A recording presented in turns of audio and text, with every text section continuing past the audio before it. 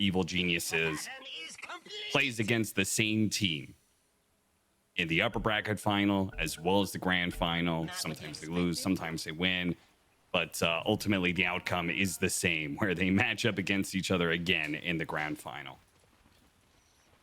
Gotta learn something in that previous series.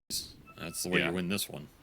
I would be curious how many times the same outcome occurs from upper bracket final to grand final in NA's history of these kind of repeat matchups happening time and time again.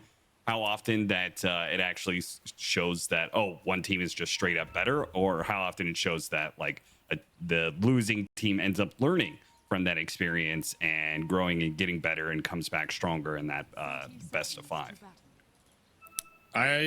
My guess would be that for the early portion of NA's history, it's been the same team, which was EG. I think for the later half, I feel like more often than not, the team that won that upper bracket ended up losing. It was actually the other team that came back and won it. That's my gut feeling, but I do not know the exact stat on that. You would need to get a statsman on that. I'm about to find out what happens in this one, at least, as I expect this to go the full 5 games. I mean, if you don't expect it between these two teams by now, I don't know what you've been watching. And I guarantee you, someone's going to go up 2-0. Like, that's also guaranteed. But it's going to go 5 games after some team is up 2-0. Because that's just the script. And I guarantee after that 2-0, you're going to be on here like, well, this series is looking over. I don't know if they're going to be able to recover. So keep an eye out for that script, as Austin's going to fall right into it. I mean, Riyadh, it was 2-1, so. No, they went up 2-0, right? Did they? I thought there was a... Maybe it was 1-1, and then they went up 2-1, yeah. Yeah. All right, well, either way, I'm sure I'll be right in the end. These lanes get underway. Going to be a tough lane in this off lane for Shopify Rebellion, I think. Double melee lane into CK Pugna. Does not sound fun. That was the other downside of this brew pick. This lane just doesn't have a lot of synergy, and this Tusk cannot contest the move speed and the attack of the little skeleton boy. Really punishing Kittrack on this pull. And meanwhile, if you're MC, you're not contesting CK on the lane. Yeah, maybe you can deal with his illusions in a fight or something, but lane-wise, sad matchup. Yeah. I mean, they do have kind of a similar situation. Nouns in their off lane, they have double melee against double range. They do obviously have much better synergy, I would say, with Darkseer Clock. Better opportunity to probably get kills here. But it is going to be a bit of a problem that the Darkseer won't be able to pressure the lane nearly as much, just with double range heroes constantly harassing them. Yeah, definitely not a lane Darkseer super confident in, but I still expect them to do fine. Just spam cogs, burn out some mana. Pretty hard to man up into double Ion Shell if they're high HP. And somehow, Compy got his courier killed mid. That is pretty rare. Does happen occasionally. Yopaj taking advantage of him. And doing pretty well in these early waves. Winning it slightly, gets the extra courier kill. So Shopify Rebellion doing pretty well on these early stages. CSing well, pull work top. MC's lacking a little experience here, but he's CSing okay, I guess. Oh, his net worth looks better than it should be. 3 CS. I don't know what's going on up there, but doing okay. Well, I guess the side lanes are going to be kind of even in the regard that both the off lanes will be able to get something out of lane, but not be super happy with it. And it'll probably come down to our mid matchup and where that rotation first comes from, which I kind of always assumed that the Pango's going to be the first one to make the move, just because Rolling Thunder is such a powerful spell combined with the new double jump shield crash. But Storm Spirit being a very good counter rotator in that regard. Gonna have to pick and choose your timings. Compy's gonna go back for a bounty rune for the extra regen after pushing Yopaj's lane in. Yopaj keeping the CS very close between the two of them. Is winning that regen trade, just doing well in this lane. And I mean, I do not doubt we're gonna see a decent amount of Pango this series. It's been moving up. People are very confident in this Echo Saber jump build. You're very tanky, you do a decent amount of damage. maybe your early skirmish isn't as strong as that old version of Pango, but man, those mid-game team fights, you are annoying. Such a hard target to go on. And I almost wonder if you're supposed to get like purges against this hero more now because the shield is so much larger. Sure. Things like Shadow Demon or something. KitTrack coming in from behind. TP needs to come in. It's going to be late, but Fly does get there. Decrepify saves Copy and turns around the gank. They get the first kill. Can they get the second one as well? Yopaj does have shield crash. He's bouncing back and actually challenges Copy there. Confident that the shield crash shield gives him so much HP he could take a 2v1, and he's not wrong in that regard. He'll get double water runes for that little exchange. I gotta go to base. Though, not the worst exchange. You go base here, you refill, Pugna gets to take the lane, and you turn that gank around, which is huge, because we talked about these rotations, especially on the Tuskar for KitTrack. Shutting that down is really important here for Nouns to maintain this equilibrium. Yuma will get a little regen punish, but he's not going to die here. And so, successful counter gank from Fly. The result of it, though, is Storm Spirit is not going to be 6 very quickly. Yopaj will get that 6 a lot faster. So there's an opportunity for another rotation, right? Down, yeah, but the Tusk TP top, and they know this, so would have to come out of Skem. This Maiden could rotate and just like Frostbite into the Rolling Thunder. Again, this is where if you're Nouns, you just need to keep track of these supports on the map. Try and get the vision out, make the good calls, or have teleports ready to counter gank it, because you can counter gank this game. The Crep is a pretty good defensive tool. Cogs could be pretty annoying to dive into. You can leave your side laners alone this game. They're not getting threatened too much. So this is the type of setup Nouns would want to be able to deal with the Shopify aggression. So far, 0 kills on the board. Here comes that Crystal Maiden. And KitTrack has found Fly, so they go for that kill instead, missing the swashbuckle. Rolling Thunder could be used if it's needed. Oh, Yopaj doesn't know which one he wants. Does he want to go for the kill on Copy, who got his 6 now? They could still attempt for it. Does he want to control the power rune? Maybe he feels like that's more important. Lelis is going to show up, though. Late TP into the lane. And they'll try and get the power rune. It ends up being top, being carefully guarded by KitTrack, but Fly from the high ground will get the deny on it. And that reveals that there is going to be a ward there. KitTrack spots the ward, but can do nothing to kill it. 3-on-3 mid, a classic NA game right here. And this time Nouns a bit more prepared than that series we saw in that upper bracket yesterday, because they're actually bringing the firepower ready for these moves, not getting caught off guard. And Shopify not getting the openings they want in terms of that kill score, but they are still farming the lanes quite well. Try and make a go on Skem. Should get him here. And KitTrack might be able to get a return kill, but no. Gunnar using the surge to run away. Does actually get blocked out of the ice shard, but Arteezy went for the other kill on Lelis. And so the split of damage results in a TP out on one side and Lelis getting away through the cogs on the other side. Arteezy and KitTrack missing out on a kill, putting Nouns up 2-0. Dude, that was such an unfortunate vacuum, actually, because he would have cliffed that Tuskar with no TP for a long time, but the shards bumped him down. That had already been thrown out. I guess maybe he could have shards himself off the cliff again, but a little unlucky for Gunnar. Nonetheless, he gets out of there. They get the Wizard Rune split. Nouns escape another gank attempt and find that Maiden. So Shopify supports. Maybe having the slowest early game we've seen in this matchup. Still only level 3 on this Tuskar. KitTrack just couldn't find anything in this early game. And it's going to be a smoke on the Pango, trying to find this Chaos Knight. Have to go really deep for this, and even then, it's not the easiest kill. Just finding nothing here in this early game. Go through the gate instead to try and gank the other side lane.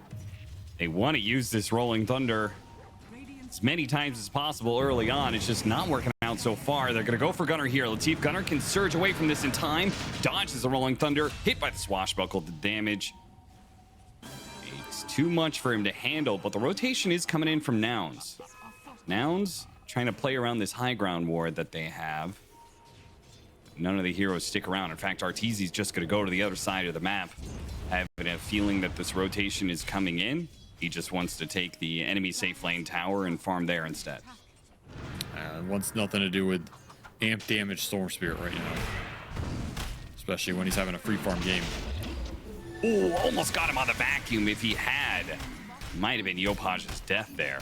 But Swashbuckle out of range just in time.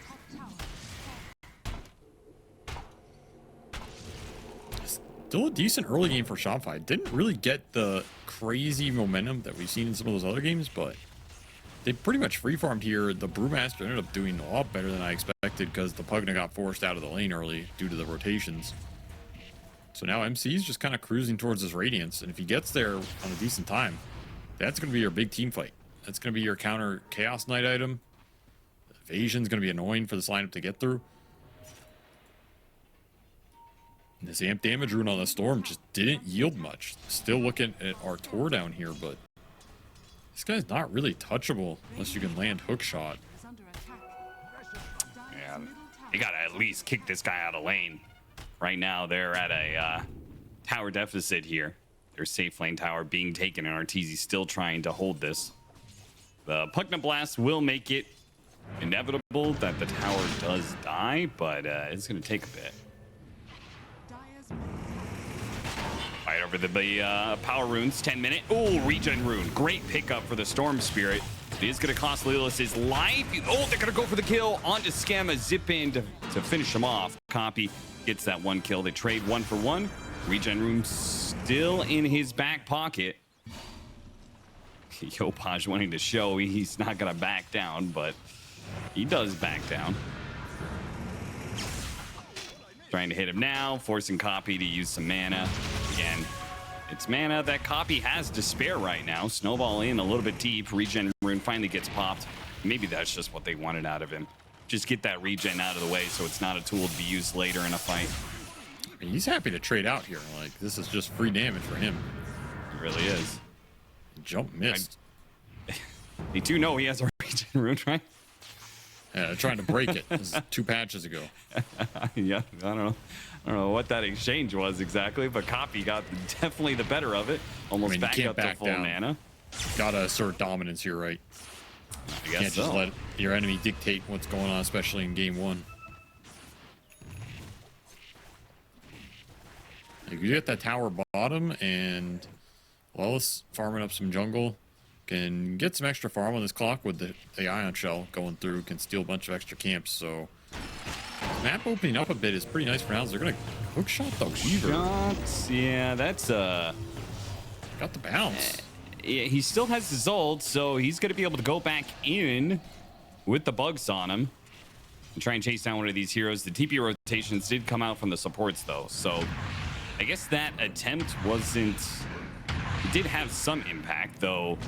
Yopaj is now trying to kill Fly in the mid lane. Doesn't really lay in the bounces, get the damage.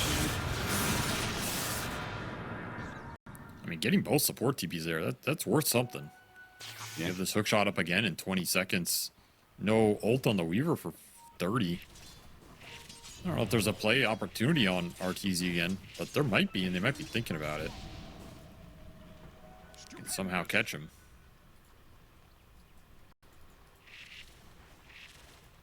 All in all, it seems like we've had a fair amount of rotations, but very kind of different pace from the first series between these two teams, just because these rotations aren't proving to be successful. Both teams reacting a lot better to the fast pace that was set in the upper bracket finals and successfully defending that, which means just a lot of lost momentum for the team that was winning in that upper bracket finals. All 3 of those games were very fast games, but it was just Shopify in game 1 and game 3 kind of took the game over. Nouns did something similar in game 2. But here it seems like we're at an even match. Maybe the tension getting to them a little bit. Shopify Rebellion not getting that crazy snowball action they were looking for. Gonna have to wait for the blink on Tusk, but this Tusk is so poor, not finding anything on this map. No. I guess you can just farm to your Brewmaster Radiance, but I feel like that's the type of game Nouns are looking for in this series. Slow, methodical game where they build up to some ball that's just unassailable. Like, they're happy to farm like this. So I don't think Shopify is too happy with what's going on, even if the game's not going bad for them. And this will be a big stack clear for nouns. A lot of extra XP for the supports here. Level 7 and 8 respectively to level 6s on their counterparts. And another wisdom room coming out as well. They're high level, man. Way higher level. Fight for the power rune once again. Layla's just gonna instantly pick up shield rune, not trying to save it for copy. And copy's gonna go for the Kaya build and then back into Eternal Shroud. So we're gonna see that tanky Storm Spirit, which, I mean, looking at it, they don't have like the best Storm killers in the game. So if he gets Eternal Shroud, I feel like he's always gonna live through a lot of these disables that actually do hit him. They're not gonna last very long, and he's gonna have tons of mana to use between an Eternal Shroud and a Pugna behind him. He's gonna be a happy camper, getting his Galvanized stacks too. He gets that level 12, he's gonna boost him up even more. And then if you snowball from that point, it's gonna be crazy strong on the map. Yeah, I feel like that's such a big reason to really put emphasis on having Storm killers on your team, is just because the loss of momentum by killing this hero, right? Taking away those Galvanized stacks. And conversely, also just halting him from being able to as aggressively get kills and get that mana regen out of control. I mean, the Storm Spirit in this patch is way more of a snowballing hero than previous patches, pretty much going back all the way back until the Bloodstone had the same effect of those like kills giving you more and more mana regen charges. I mean, that's why it's valuable to make the fight difficult for him. Like when he enters the fight, there's spells waiting for him. Long range hook shot into the tier 2. Not quite where Lelis wants to be, but somehow he gets out just as quickly as he went in. I mean, just forcing more reactions. They're just playing with him and constricting the map. More TPs out of Shopify Rebellion. The lanes get shoved in from this Chaos Knight. Nouns are really outplaying them in the economy game right now. Like, they are abusing their 2 lane shovers and the CK and the Darkseer.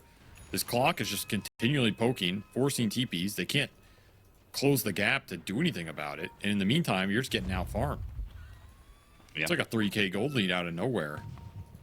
Nothing's happening. Is where this Radiance move needs to be successful for Shopify if they want to even things out again. Been outplayed a lot in the little moves, but maybe one big move can ride all that. Sitting around on the power rune, waiting for somebody to show. Yeah, their initiation is terrible. And if you run into the storm, it's just a dead move unless you can land Frostbite on him, which not that easy right now for Skem to just run in and guarantee that. There's also an arcane rune sitting on this storm, so I don't know if this is the fight you want to take, but you do have your Deso Radiance. So you would like to be able to use those for sure. Start getting some Deso charges. You're baiting out Arteezy right now. Kitrak sitting behind him, ready to go with a snowball, but a rocket flare, well placed by Lelis, does spot that setup from Shopify Rebellion. So Shopify instantly dissolve that setup and just go up to farming the enemy jungle. Nouns confidently pushing forward, just really doing a great job of not letting Shopify hit this timing too hard. Now they are going to continue to force objectives. That Desolator did that by taking a mid tower. Now it's going to be used to take the Roshan as well. The rocket flare does spot them out, but they cannot get here fast enough. That's a big Roche take. That is a fight I think Nouns would have happily contested here. With Arcane Rune Storm, Greaves up on the Darkseer. Orchid already done for the CK. They might take the fight anyway. Yeah, Arcane Rune says that Coffee wants to go for the fight anyway. Managed to grab him mid-shield crash, pulling Yopaj back down. Meanwhile, they got the grab onto MC. There's no Radiance, no Brewmaster ultimate. That is a big blow to this fight for Shopify Rebellion. And as a result, they're going to have to back down. I mean, they did get Copy out of it, so a 1-for-1 trade-off as long as everybody gets out.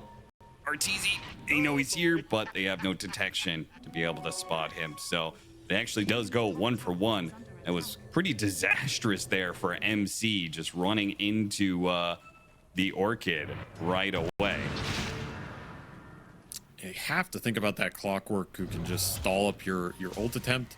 You try and go Void Panda stance, but yeah, that Orchid just seals your fate. And they do get the trade on the Storm, which is a big kill. Remove some of those galvanized stacks. Copy goes a little too deep, and now Arteezy's starting to play aggressive. Very low mana, but can chase him out a bit. Get a courier for his trouble. At least you're regaining some map control here. But MC did not get what he was looking for off this Radiance timing at all. No. We're going to look to take another tower. Looks like this combination of the Desolator and the Radiance Primal Split is kind of saying, okay, Weaver will take these towers very efficiently. And if you try and put a stop to him, we have the team fight to back him up. And Nouns don't seem too concerned with it. They seem like they're just going to farm out for the most part. Copy doing the most aggressive farming out there. Gotta be careful not to get caught though. Frostbite.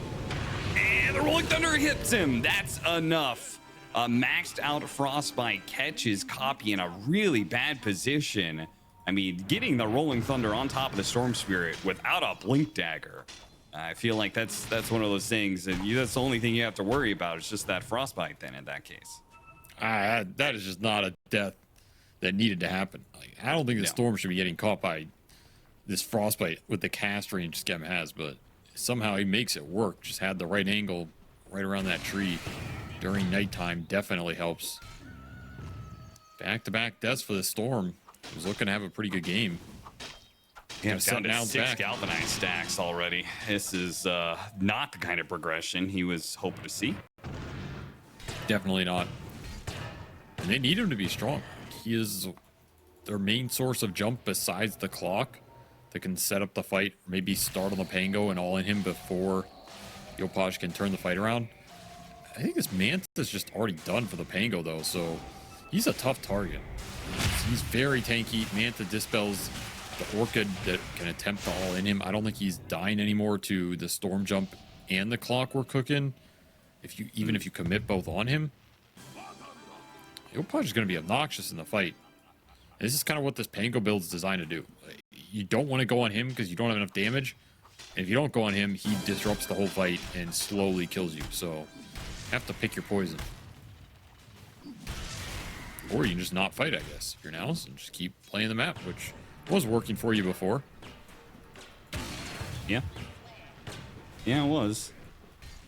They kind of need a bit of time here, at least for Yuma to complete the BKB. Maybe once he has BKB, they'll be content to take another engagement. But for now, they're just kind of roaming around, Ion Shell, clearing through neutral camps together. Arteezy has 50 seconds left on the Aegis. Seems like they're not going to use this for another objective. Scam gets spotted. Should be a free pickoff as he has 0 items. Yeah, that is the freest kill in the game. Yeah, probably will always be the freest kill in the game. Still don't have this Tusk Blink, by the way. Kitrak just not being given a lot of farm priority here. And since he's not been in all the fights, because there haven't been a lot of fights, his levels are okay, but they're just very poor this game. And it's hurting them a lot because they just don't have the initiation power that you need. Yeah. I would say maybe this is something about Kitrak, 5 to 4 sort of thing. I think most 4s are a lot greedier than Kitrak is and will take a lot more time to get their first round of items. But Kitrak has mostly just been following the Pango around, following the Weaver around, just kind of, waiting to have to use the snowball to save somebody or get in some sort of fight. But it's 4-5, 22 minutes in. Pretty slow game in the kill count, even if there have been a lot of moves back and forth. It's just those moves haven't been successful, that's all. We had a team fight. It went 1 for 1. There was not as many kills as you would normally expect in these situations. Successful scan on the Weaver.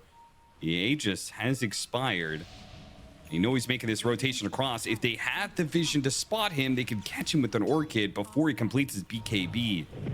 But he got up to the safety of the triangle, and it's really hard for Nouns to get up there undetected.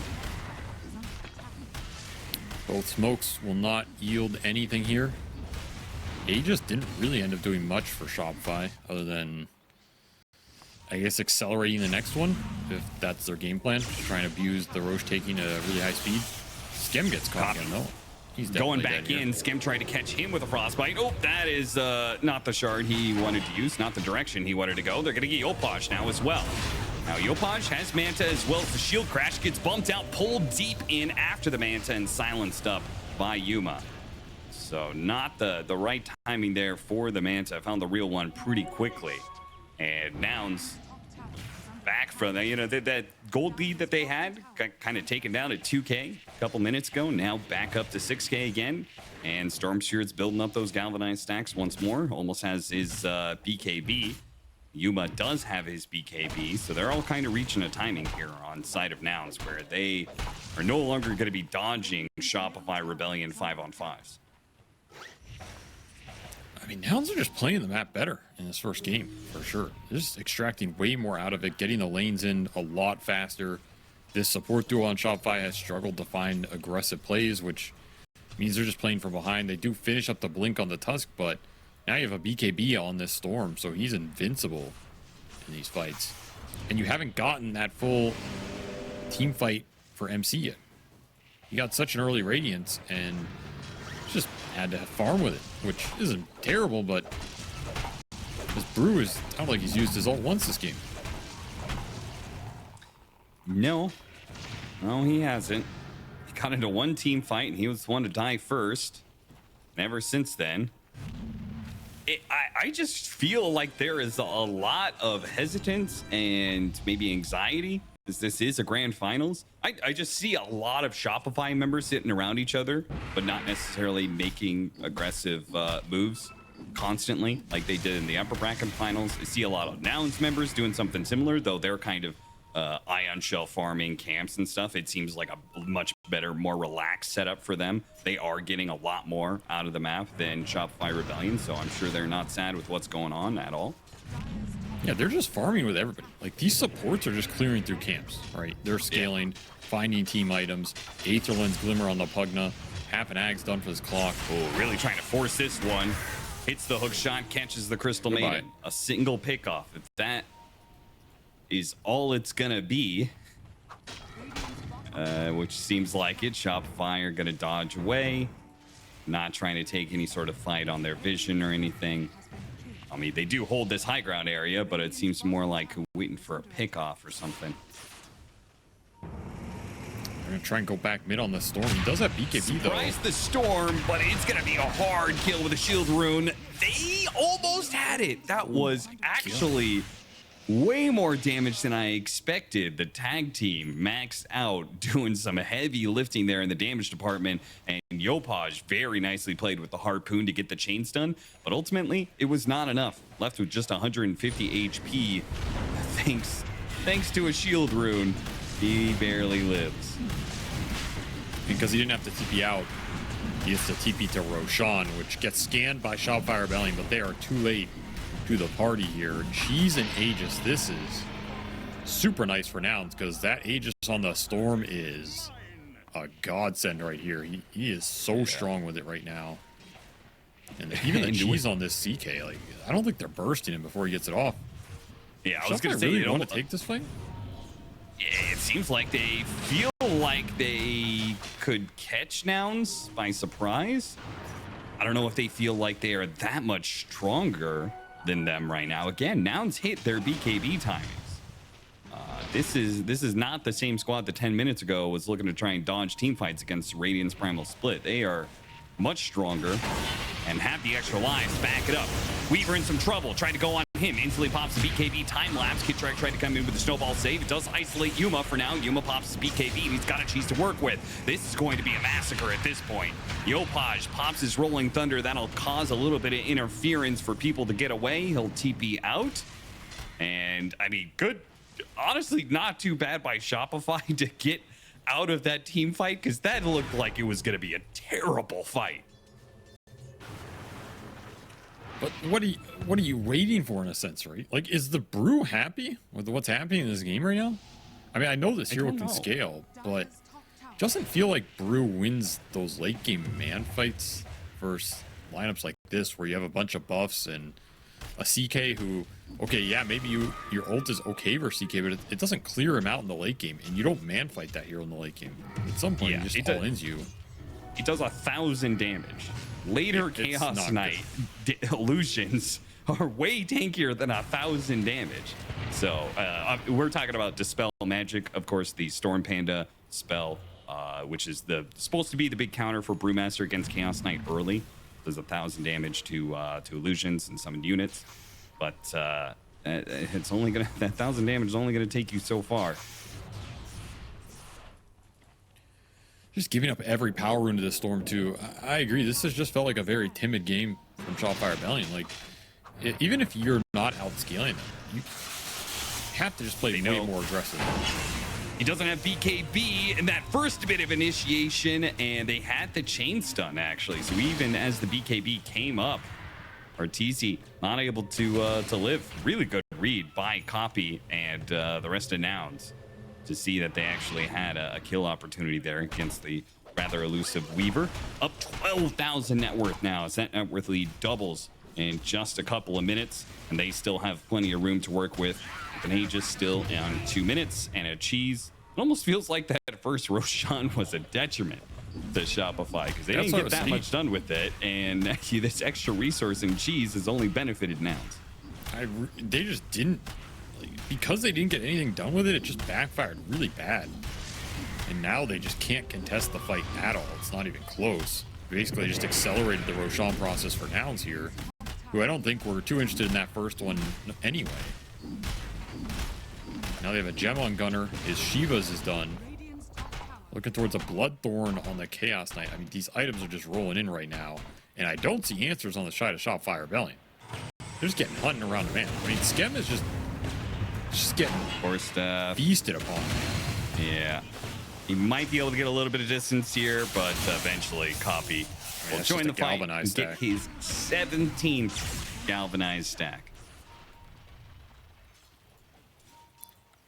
I don't know. There's just nothing going on. Nope. There's no like blink tusk punch attempts on the map. There's not really crazy split pushing going on. If you can't fight, you could just rat. We haven't really seen too much of that. Maybe too afraid of the Storm. The lanes getting shoved in by the CK Darkseer are pretty strong. But you're just idling around. Like, you're not farming sides of the map. You're not getting deep wards out. You're just waiting. And when you're waiting in Dota, you're losing it. Yep. 3 heroes in the Radiant base for Shopify. Only person out there is MC, who's farming away, trying to get a boots of travel. So that's not going to change that team fight aspect at all. It seems like maybe they are going to really focus on split pushing. Maybe they just have faith that Weaver is the harder carry here. I mean, Weaver does get pretty bonkers with this Shikuchi and the Daedalus and the way it can clear out team fights in an AoE. The long zip in from Copy to finish off Kidtrack. Now he goes for this Crystal Maiden as well, while the Rolling Thunder attempts to disrupt the back line. He does manage to get the Darkseer killed. Hits Fly as well. Got off the Decrepify. Need to dispel that one off quickly. 2 shots him, but the Weaver is in trouble and gets bursted down by Yuma. And Copy is still lurking in the back lines, looking for more kills. Almost killed Kidtrack a second time. A TP away canceled there from Copy, as he's going to look to keep this fight going. Still has some mana regen, but now he's jumped into MC with no mana left. Not the time for a crash there, as Skem popped the freezing field at least before he crashed, it seems. But is Copy just gonna die here? Yeah, he's dead. He should have completed that TP, because this fight is not going good on the backside at all. Double support buyback really did some work here. I mean, Yuma's still strong. He has BKB and cheese, so he might attempt to clean somebody up here, but the Brew and the Pango are basically full. And I think this Storm should just be dead for sure. It jumped right into MC's arms.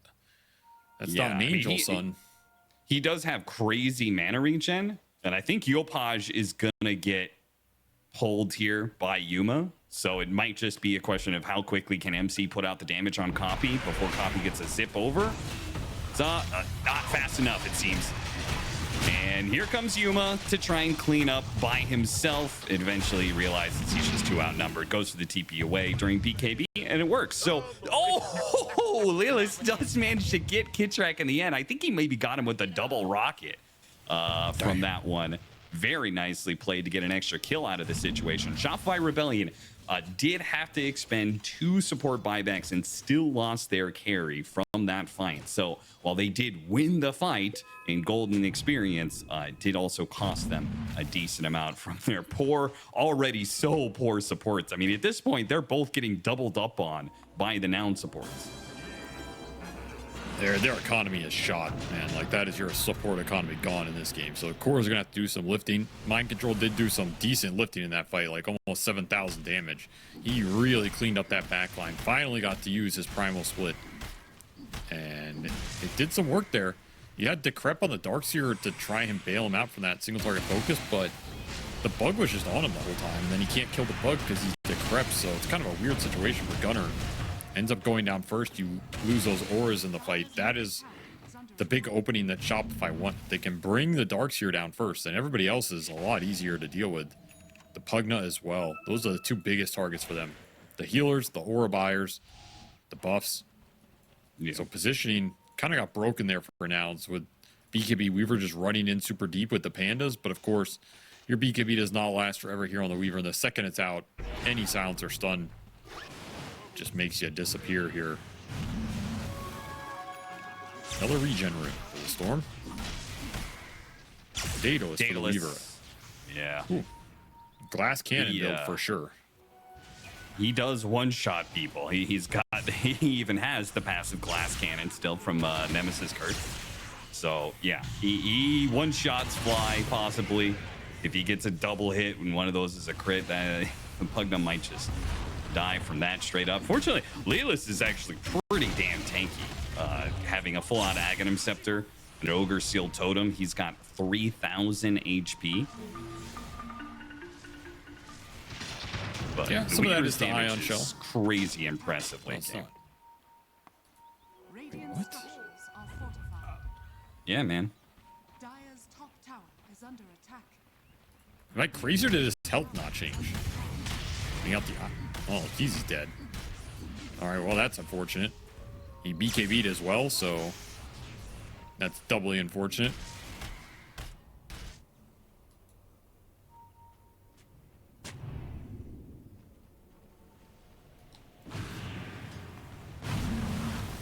More pickoffs. What does Shopify do now? 60 seconds left on the Weaver.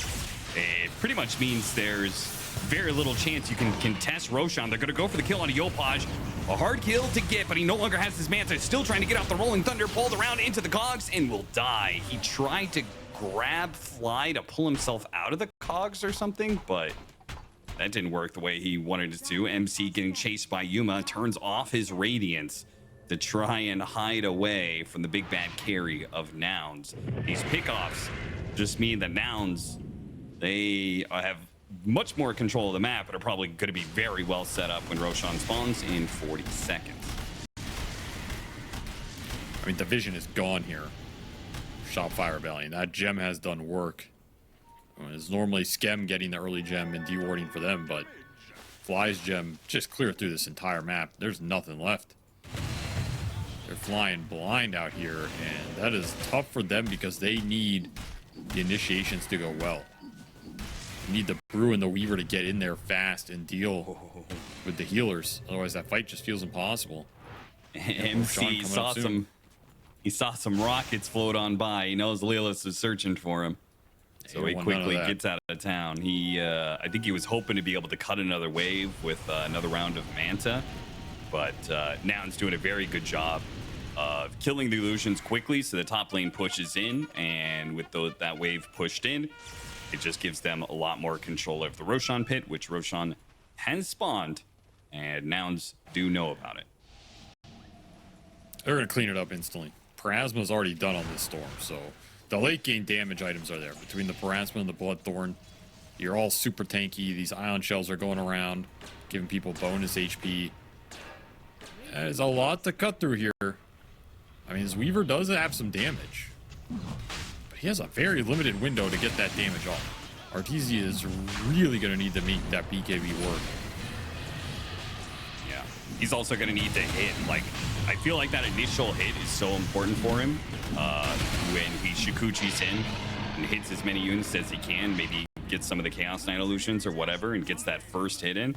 So important, especially once he gets level 25. Because they're going to need every bit of help they can get with a 27,000 net worth lead. 4 nouns. Full momentum for the squad. And, I mean, at this rate, you're pretty much guaranteed to get some sort of pick off somewhere here. It's just a question if it's going to be the big guy in Arteezy. Not him. Again. Kitrak, not him either. Almost spotted by the jetpack of Leela's. Close call. I think our Thor should have died there. And Coffee just jumps again. Did get nags off that Roche, by the way. So this Storm Vortex is nasty now. Something else you're going to have to think about. That Roshan acceleration for Shopify did not work out for them this game. They are going to have such solid like area control. They drop another ward. They cogs in whoever they can. They vacuum in whoever they can. They hit them with the Vortex. That's a team fight one right there if you hit more than 2 units.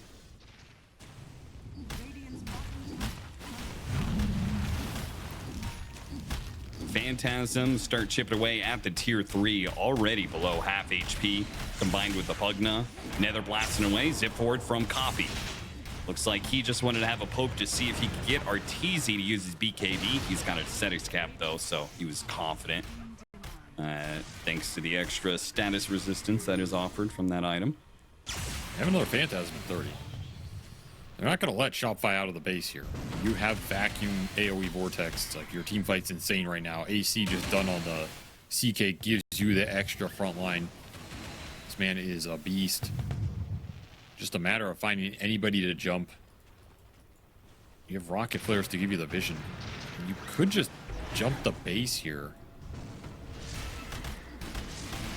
Pretty tempting to force it.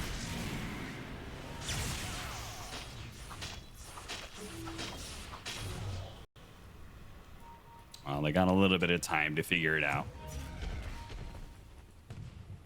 I mean, I would say, I feel like the sieging mechanisms are so strong for them. Force Shopify to come out and stop them here. Phantasm pushing in 2 different lanes. Grab on the Brewmaster. They actually managed to pull him out of the base here with a vacuum. They do not seriously attempt to go on him, though. Yuma doesn't back up that go. They're taking the base. Yeah, they're content with the way things are going for now. He pops a Reality Rift onto the Pango. Yopaj was able to get away there, but they're still chipping away at it. This melee barracks is dying to just copy and a gunner illusion. This man just refuses to use his hammer, too. I don't know what's up with that, but power to him. The hammer is a passive item now, of course. I guess so, yeah. People just buy it for the mana regen. Yopaj zip it away.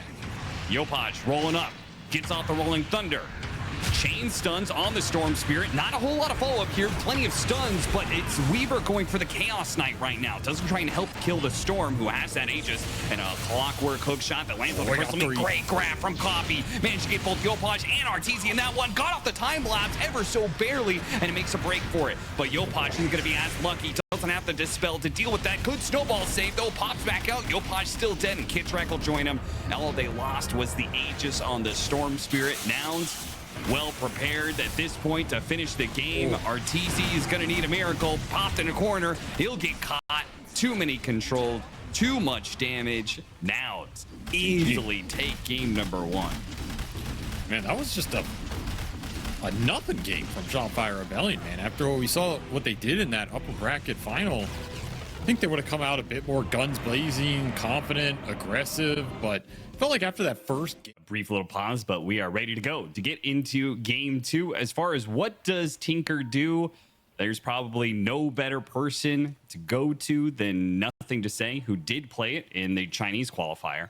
And he went, pulling it up right here. He went Blink Dagger, Aghanim Scepter, Kaya, BKB, Lincolns. And it was a relatively fast victory for G2IG over Team Kev, so we don't really get to see past that. But that was nothing to Say's build, who might be the best Tinker player in the professional circuit right now. So I think you definitely want to end up with something like Wind Waker Lincolns on him By to far. take advantage of the cast or the cooldown reduction. So that part makes sense to me. As first blood for Arteezy, he's definitely gonna be happy about that one. I think defense matrix is also a big part of this hero. Using like the translocator, which he has as a facet, so you get an extra bit of survivability for yourself. But just throwing these defense matrices throughout the fight, they're pretty annoying. It's a decent amount of HP. The status resist is sometimes impactful. I don't know. The hero's interesting. I don't think he's necessarily weak. I think it's just very difficult to figure out his purpose right now. And you just gave up first blood and 3 bounty runes, so you're already down a significant amount going into this laning phase, which doesn't necessarily look to be the easiest.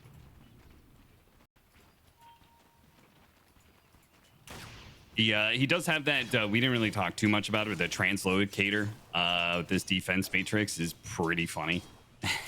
It can make this hero really hard to lock down, and it does also give him a dispel, which is going to be an interesting effect. Strong dispel against the corrosive haze as well as the brambles, so might actually save him from some of these status effects.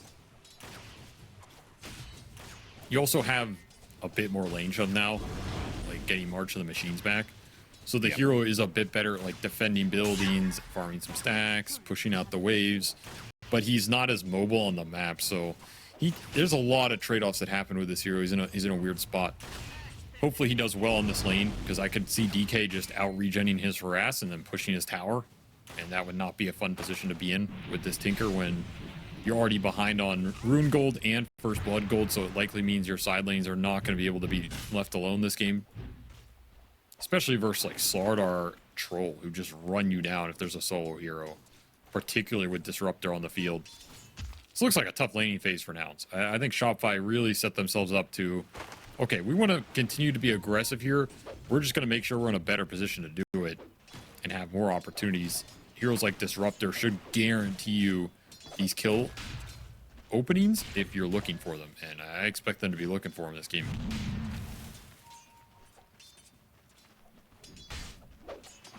Probably going to be some heavy clashes in these side lanes. The Slardar versus Monkey King with 2 squishy supports on both sides. Feels like the kills could break out on either these side lanes for either team. The other side is a Darkseer Tusk, which is always a good gap close against Disruptor, though the Disruptor does have a pretty interesting new mechanic, the electromagnetic repulsion, which might actually save him in these situations where he could have double melee heroes going on him. That pushback we could slow down a lot of tag team damage specifically. It's annoying on lane for sure. Definitely saves this hero in a lot of situations versus these like Pudges, Clockworks, random melee gap closers that used to be a big issue for him. Yeah. A lot stronger now. Punch Arteezy a bit, but I mean, this is just not a lane you can really man up in. You have Repulsion on one hero, Whirling Axes on the other. It's so what are we doing? So I expect Playlist to maybe find some time to try and jump out of lane. Not this early, but just the fact that he cannot really do anything. Plus, combined with the fact that Copy is doing pretty well on mid, and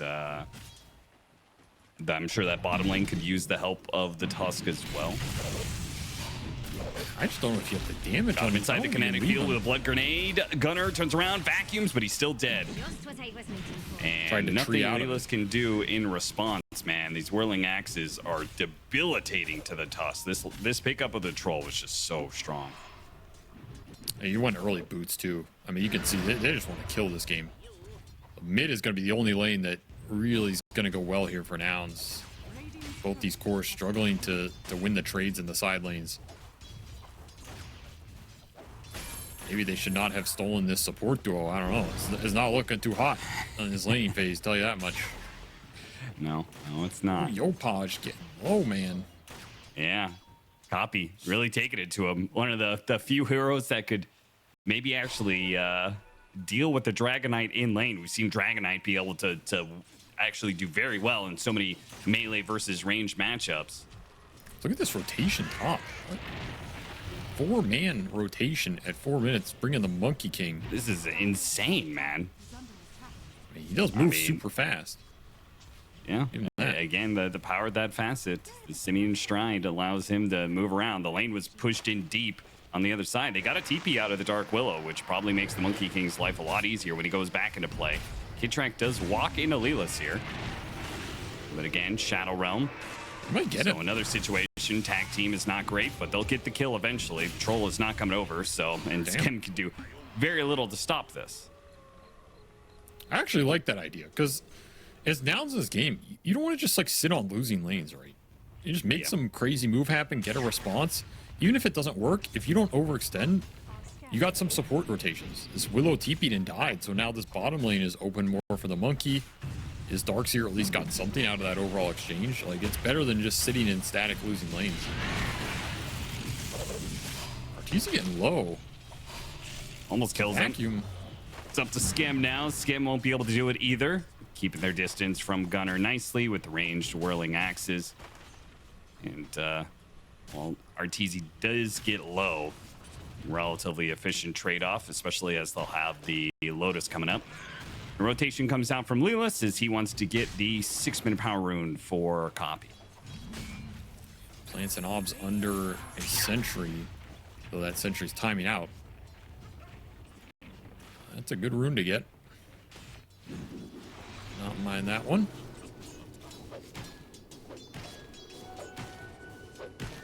I feel like Nouns have this idea of really abusing these pokes so far in these first two games. Like forcing a response, but not necessarily committing to the play. And it feels like Shopify have bitten most of those moves, right? They've forced out TPs, not gone well for them, costing their supports a lot of early game or levels. It's been a decent tactic here for Nouns. They've gotten a lot of value out of it. Yeah, even that little move. How many of those moves have been poking Arteezy specifically, right? True. The man don't like to be poked. Yeah. Gunnar trying to get out of here. Here's the glimpse. Skim couldn't get it, but they might still be able to run him down. Not Skim specifically. He tries to hit a kinetic field, but Arteezy is very fast with the phase boots, and he can keep on catching up.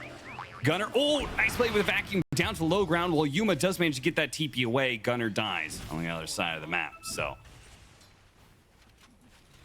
a nice little run down there. That's what they're looking for with this Troll Disruptor. Just get people on the back foot, chase them down. Yuma lucky to escape that Wisdom Rune contest on the other side. Got his tree cut by Kidtrack, but able to TP before the stun goes off. But putting that Simeon Stride to work, man, he is really fast around the map. Trying to make something out of it. He's going back top. Do it again.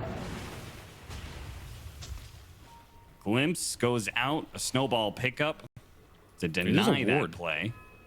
This gate ward has really done some work here. They got the shard block in on Skim. And Yuma's going to hop right on top of him. The other two are going to go for Arteezy for now, as he's not quite level 6, but MC is going to counter-rotate in. Hits a crush. Arteezy is going to take out from the Ion Shells, though.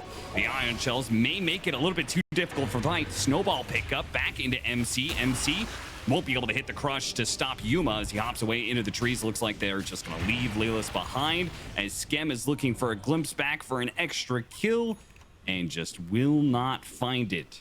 Yopaj, a bit late to the party, picked up a haste rune, but doesn't arrive in time to stop anybody else. Another pretty fast collapse there from Nouns. They get the troll. I mean, worth it for them, 100%. More action on the map that favors this Tinker over the DK because he's out farming him and defending his tower. And meanwhile, your troll's getting pressured, who otherwise was just free farming up here. Tinker's getting big, man. Already has a blink. Almost level 9. really out farming the enemies in this jungle with the new March. This would be Yopaj just super can't push. interesting.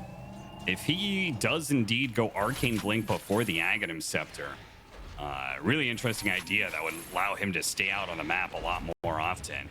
And that blink cooldown without the blink cooldown is going to be so low if he gets high levels of intelligence, as the Arcane Blink is already low. There's that translocate. Popped him into another bramble, which was kind of awkward, but he blinks away just as fine. I don't know if that's what that facet's designed to do, but he's chilling. Get out of one bramble into the other. Yeah, like, what is Arcane Blink cooldown on this hero in the late game, dude? That sounds disgusting. Yeah. What's 60% of 7? So you're talking like a 3-second cooldown? That's wild. 2.8? Is it? Holy shit. Ooh. Oh my god. That sounds disgusting. Yeah, I didn't think of that one, but like, what? And you can't break it through defense matrix, right? Right. Yeah. So- That is wild, because if 2.8, that's lower than regular blink cooldown when you get hit by damage. Yeah. So does that actually lower the damage aspect to less than 3.2? No, because that's Okay. just a base factor of Blink Dagger, I think. Oh yeah, you're probably right about that. But you could make it even lower with like Octarine or something. Yeah, for sure. Arcane Rune, you could have like a 1-second blink. I don't know. At that point, I don't even know if it's good. It's like you can't even use stuff in the time before your blink is back up. Yeah. Cast animations are too long. I mean, this hero might just be... It's probably secretly busted in some ways. Because this innate is just absurd. Like, getting up to 60% cooldown reduction is... That's just not right, man. It's just not right. I don't know. Right. There's no way that's balanced, so... That boy ain't right. It does take a decent amount of spell amp to get... Or intelligence to get there, I should say. I swear to God, Yuma. Sometimes I feel like Yuma just does this just for fun. He's just hopping all over the place nonstop. This smoke gank that was coming out from Shopify Rebellion will not be successful. Well, maybe actually. He's gonna jump down and farm this camp. Then get damage on him before he jumps away. Yeah, they got him. Yuma is dead. Nothing he can really do about it. It's such a rough monkey game. He's just not farming anything either. Yeah. This is the biggest concern for me in this game is this monkey gonna find impact? Because if he can't, maybe Tinker can do some decent carrying here, but that's a tall order when your carry's just this far behind. Though this Tinker is getting big, man. He's almost level 12. He's just farming everything with this March. This is giving me flashbacks to like 10 years ago, dude.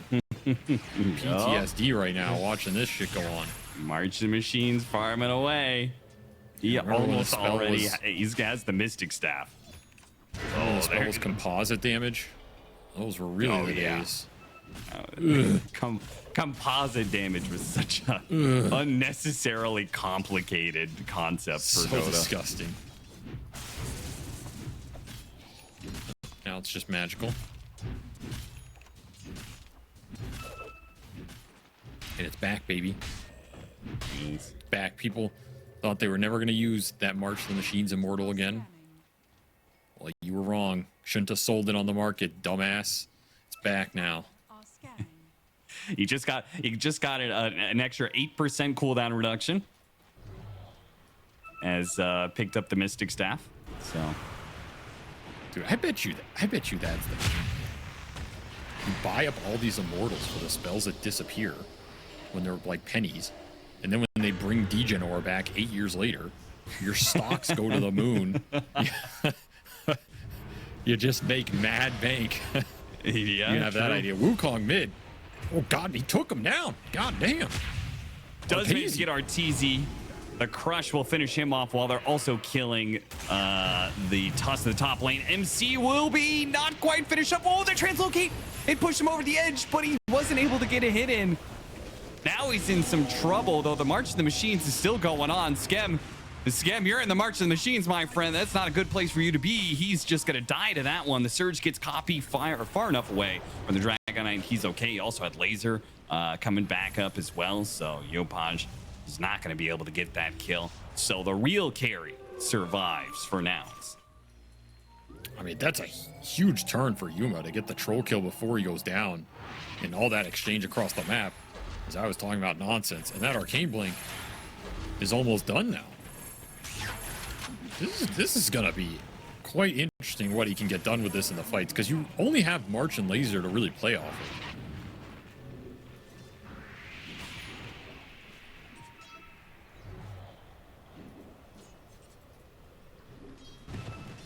But he can just clean up the map. Again, I was talking about the lane shove in game 1. This Tinker's going to do something similar here. He's just going to run around the map, go shove all these waves with March. It's going to make it really annoying for Shopify to try and make aggressive moves. They're just not going to see much. They do have, I will say, they do have some decent catch heroes. They have some pretty good heroes for like when they do get the Tinker, when they are in range of him. He's like 100% dead until he has BKB. Laylas blowing up in the top lane. Shopify Rebellion trying to make use of this Dragonite, who got himself stuck on the trees for now, but I imagine they'll try and take this tower, though first he's going to check out the triangle, make sure Copy's not farming that. Just try and take away some of his neutrals. Yopaj is just not having fun this game. He can't push the towers. He's not finding a lot of farm.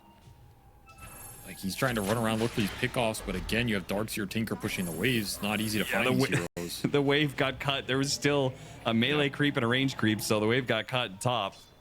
Arcane Blink's up. 4.7 second cooldown on this right now. And he doesn't even have so dumb max on this, right? No, not even close. It's a 1% cooldown reduction per 3 intelligence. Yeah, so so he basically needs 180 180 intelligence to max out, right? So he's like halfway there, a little over halfway. Why is there not a? Why can't we see cooldown reduction in the stats? Yeah, I've always thought there's some missing that's weird, but such is life. There's even an extra slot there. There's an empty slot to put in something. No, that's for secret new Crownfall ability. Oh, okay. Don't leak it, Cap. Yeah, I mean, it's for your composite damage later on when they bring that back after 20 years. No, that's for the new Ringmaster passive. Oh, okay, okay. No leaks, boys. No leaks in the chat. Yeah, everyone be chill. Everyone be chill. Everybody watching, no leaks in the chat, okay? Yeah, you guys are cool, right? You guys in chat, you cool? Yeah, we're all good here. Don't get me banned. Get a catch. Yopaj puts use of the Blink Dagger, and Monkey King is actually maybe going to try and come in and bail this out. He gets out the Wukong's command on MC with a freezing build as well. MC is done for, and they haven't managed to finish off Gunner. And this, with all the without the Tinker being here, the Tinker's going to be here soon. Shopify, they got to get out of here. He's coming. He's coming. The march has begun. Trying to slow down these heroes. Another snowball to catch up the Skem. That's going to be another victim of this. And Arteezy, he's kind of stuck in a bad position too. He may not be able to get away from all this one. It's a wall beautifully placed from Gunner. Slows down these heroes. They catch up to both of them. Arteezy does manage to get off his ultimate. What does it matter against a Tinker who constantly lasers you? Gotta laser you to prevent Gunner from going down. He does manage to do so. Gunner survives, gets off the Greaves, heals everybody back up. Yopaj is low, blocked in by another shard. Now clean up the fight. It started with MC dying 30 seconds ago. How did they not get Yopaj? Guess they ran out of power. I mean, Lawless is owning these fights. The snowball saves, the shard blocks. He's so damn tanky on the front lines. This Tusk is doing what Shopify wanted to do last game, which is extend the fights, save the cores, wait out the enemy spells. And you're right, man. This troll can't hit anybody. He's just getting permanently blinded by this laser. Needs a BKB, but even then, can you catch the Tinker who's just pushing towards a fast Ags? That'll give him Shrink Ray for 10% health reduction stacking and the bounce. And the bounce. And this I mean, laser that has bounce AoE is dangerous because you have 3 right-clicking cores. Yep. Yeah, I mean, this laser's strong in this game for sure. And that extra health reduction means you're just blink lasering, makes this build a lot more efficient. You actually get some extra damage in there on top of it. Start shrinking them down, demoralizing. What's the answer to this Tinker right now? You don't have a lot of direct catch to him. You kind of have to get the DK on top of him or land a glimpse static storm or something. Radiant's middle tower is under Pick has done work this game so far. A bold pick, to say the least, but they have the player for it. Need some mods in chat. I saw some guy said he's glad March of the Machines is back. And that sort of language should not be allowed in chat. I'm just saying. Get him out of here. Get that guy out. Get him out of here. Throw his ass out. I don't want to watch in this glorious series right now. He doesn't deserve it. Especially as he's probably quite enjoying the position the copy is putting nouns in. Up 5K. Soon to be having an Aghanim Scepter. Yeah, he is big, man. He is big, he's bad, and he's a problem for these 3 right-click cores. I mean, this was like their last pick, cheese pick, and it's doing it right now. Dragging this Monkey King through this game. Once more Shopify. What is the answer right now on the map? They can't catch anybody. Can't get the lanes out. They're not out farming nouns. Haven't forced early Roshan with the Slardar. But smoke on smoke in the mid lane. This is a good place to fight for the Tinker. But is it going to be good if Yopash is dead before anything happens? My God, they threw everything at him, including the kitchen sink. Wukong's command gets dropped alongside the entire arsenal of spells coming from Darkseer plus Copy. Oh no, he translocated into the bramble again. Either way, he was stuck off the glimpse, and that's one thing.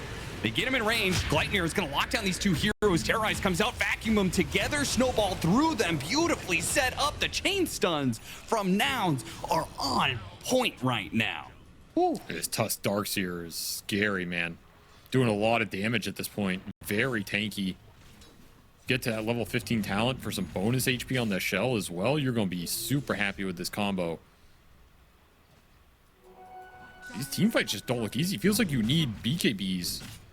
You just can't get there. You're almost over 1,000 away on the Troll. You're 1,000 away on the Dragon Knight. Those will be big items when they come out, but then you have to get something done with them. And that also isn't super straightforward to get on top of these heroes. I mean, that was you just kind of randomly running into the Tinker. Got a bit lucky on the map. Yeah. That's not going to happen every time. Especially with how quickly Copy is able to farm. If you try and take the time and be like, all right, guys, let's just hit our BKB timing, then that gives the Tinker time to hit his BKB timing. In which case, you have very little left to control this guy. Like, you do have Bash and you do have the Troll and Snare, but I think the bigger factor of, like, controlling this Tinker is the Disruptor right now, right? The Glimpse and the Static Storm, that goes out the window.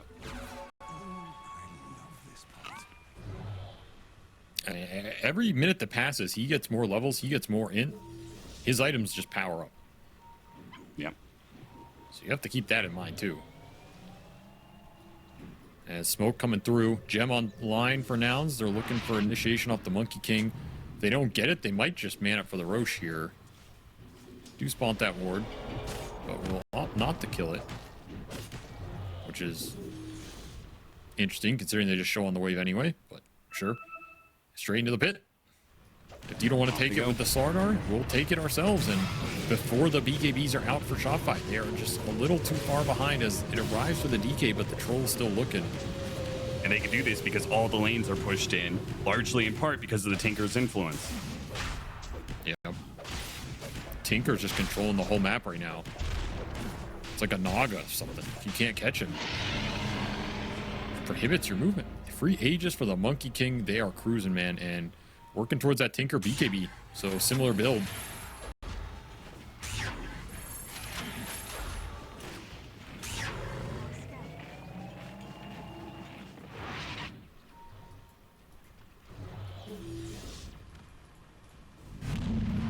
Four-second cooldown on Arcane Blink now. Oh, it's climbing. It's climbing real fast. All right, BKB is up on RTZ.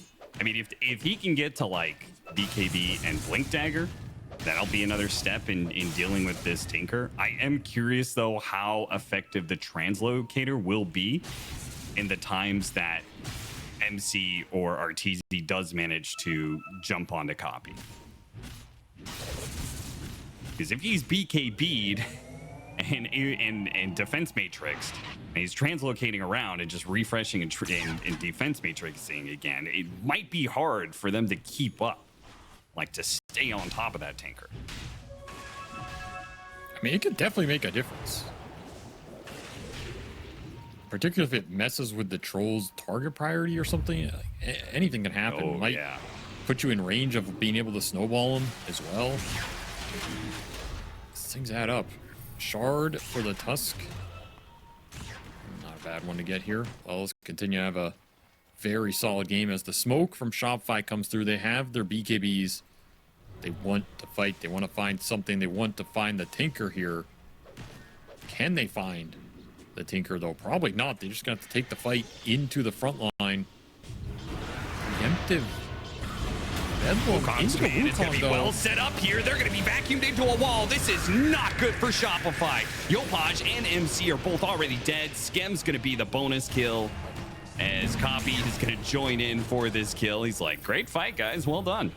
I mean, yeah, Tinker didn't have to do anything. No, not a damn thing. Arteezy wasn't even in that. I mean, this game is just crumbling for Shopify right now. They just don't know what to do.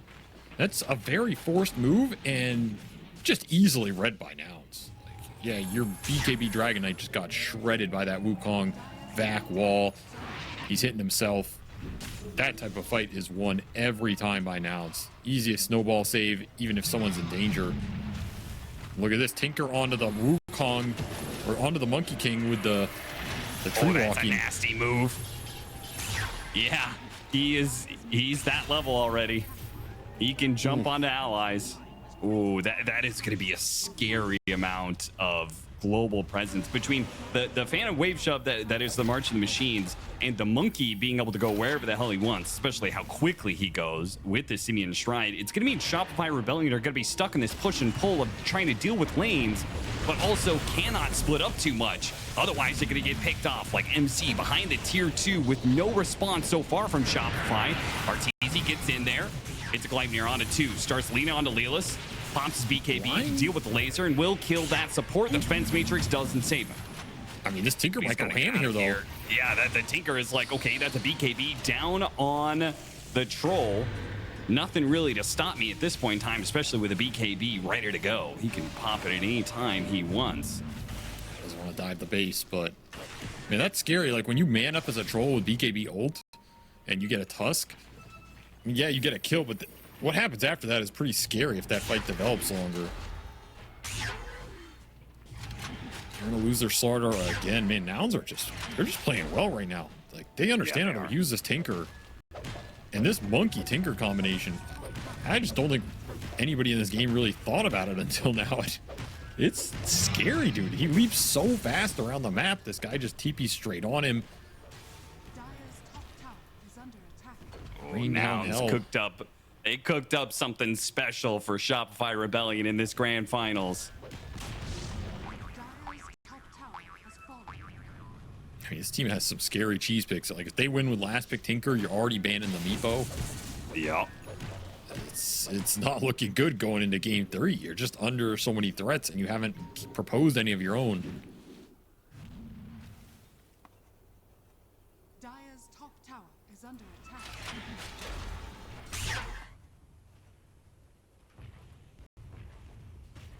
Radiant are scanning. Monkey is in their base right now, looking for Attack. any sort of straggler. We'll see this camp being farmed, though, so I think Skem's just gone.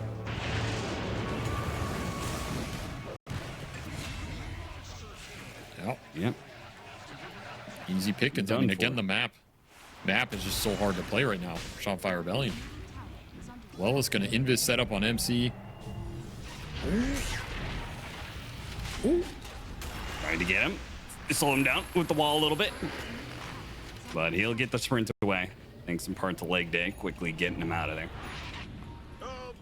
Hags Troll. Okay, so that's going to be your answer here. Go in and dispel all these random buffs on people. Try and help deal with the Darkseer. Get rid of the blind, I guess, but it still feels like you're not doing enough damage at this point. This Tinker's tanking up, man. He's got 2400 HP.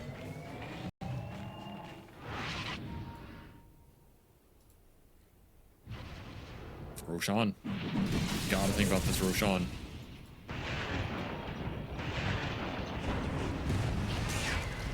It's not good. Troll. His team is coming in, but he has to pop a BKB early, and Nouns, they poke the bear, quickly get out, just like we've seen them do so many times. And that's going to be a BKB charge down for Arteezy. Already down to 7 seconds and not winning fights. Very disciplined play, and now they get the smoke knowing there's no BKB on this troll. So Shopify, they have to dodge this move. Again, they're on the defensive. Just trying to farm up a Disruptor Ags. That is their hope right now. If Skem can get to that, then maybe you've got a shot of locking somebody down in the fight. Giving it to your advantage. They find the troll, no BKB. What's he doing here? He's just dead. Stuck around in the wrong area. Quickly found him as they dropped a high ground ward. Now they're going to try and catch MC as well, who blinks away. The monkey can keep chase, tries to go for a Gleipnir, misses that one. Misjudged where MC was at, still went for it. Oh, a little bit too far in there. Quickly hops out. Jeez, that was a scary situation. Man, you was really using this facet, man. It is pretty terrifying how fast you can get across the map and just set stuff up. Really showing the power of it.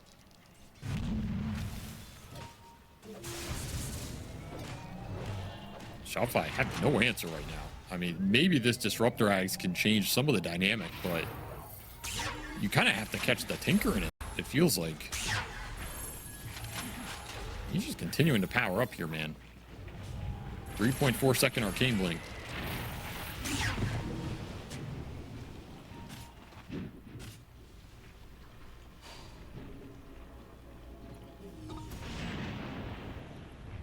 Near catches him on the end. They could vacuum him back in, but it's a pretty big reach that far behind the tier 2. But it does go to show just how much control Nouns, how confident they are right now. Copy's out there on the other side of the map. He was under a ward there for a brief period of time.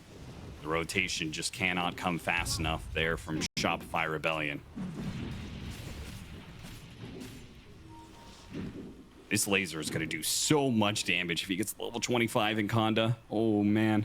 And he's also maxed out cooldown reduction with just the next level. Isn't it 180? Oh, you're right. Sorry. We Yeah, he still has a ways to go. All right, so he'll be maxed out with his next item, perhaps. He has it here, I believe. Flying in. He's just going to buy out for it. Dude, he's actually terrifying if they don't find him in the fight. Yeah, and all this is without sight. Like, he could still get a Scythe of Ice, which just adds even more problems for Troll, because then you go from, you know, perhaps just getting chain stunned, no chance to pop BKB. He's going to need level 25. He hopes to be able to deal with that. Pop it away. Amplify damage on Yuma. Got a spot. Skem almost one-shots him. With a casual boundless strike, Wukong's command. They get that one kill, and now the wall's going to catch two. Vacuum him back in with beautiful ice shards. Look at that damage. Arteezy, he lost half his HP from one laser.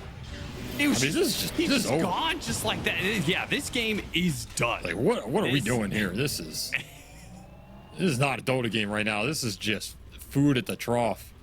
Skem farmed this whole game for an Ags, just instantly gets blown up from the tree. There's no scouting. There's no ability to start the fights on your terms. And the second that troll got hit by the laser, man, it was like, that fight's just over. 900 pure damage laser. What the hell?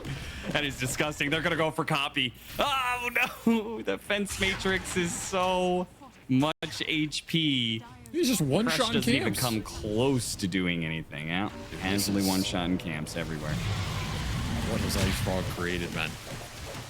What have you done?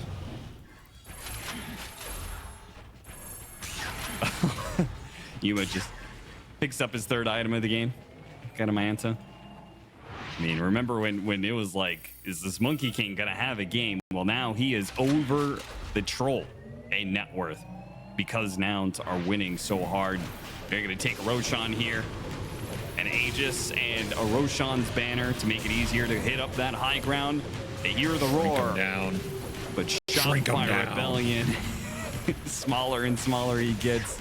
Little Roshan. He's so tiny. These fights just look impossible, dude. Like,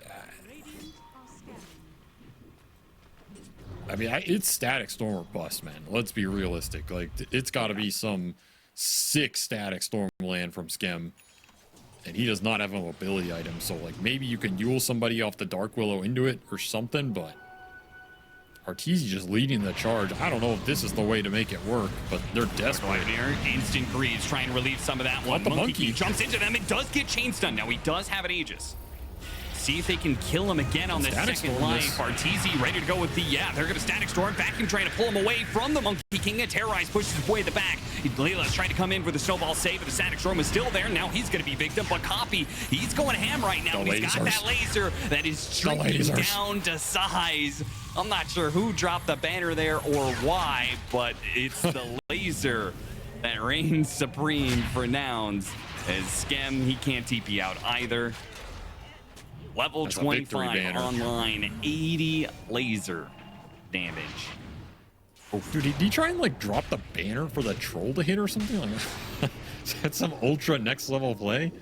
Yeah, I mean, you can drop the banner for like vision, but I don't think they needed any vision in that area, so I'm not sure. Maybe just a misclick. Well, his Tinker's up to his next item here. Who continues to rain down the hellfire? Octarine, 2.3 second arcane blink, 2 second conda. That's not okay. That's not right. That's not right, brother. God. He's gonna laser this ancient camp. He almost one-shots the ancient Thunderhide. He did 1,000 damage. Yeah, I don't know what you... I mean, you can't win a fight versus unless you catch it. It's that simple. There's no fight Shopify Rebellion will win in this game. There's not been a fight they have won in this game unless the Tinker gets caught. Which, I mean, it's last big Tinker. They just don't have the heroes. He's got an uncanny. It's 1.7 second cooldown on Blake. 1.5 second cooldown on Conda. What is this monstrosity? He can BKB every 23.5 seconds. He could potentially BKB twice in a fight.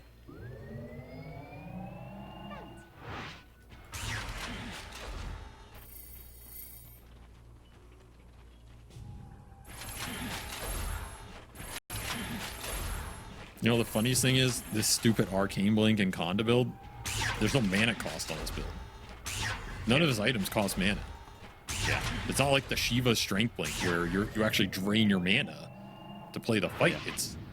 He has just basically infinite mana in the fight because the only thing costing mana is March Laser, cast a defense matrix. It's like you have like 30 back to base out of like habit. I feel like more so than a need to actually refresh his mana.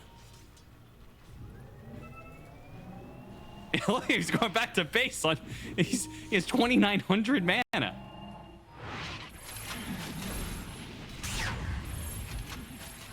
I mean, part of this is like also when the fight starts, you want to be in base and then just teleport to somebody.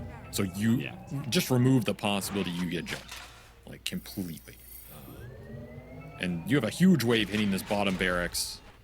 Now, nouns know this is happening, so they're going to try and catch on the map right now. And Shopify have to respond. Their only chance is just sitting on wards and hoping that the Tinker can be found on the Static Storm. They're going for the kill now. They're going to spot him for a second. They're not going to quite get him. Not right away. No, he gets off the BKB. Oh, no.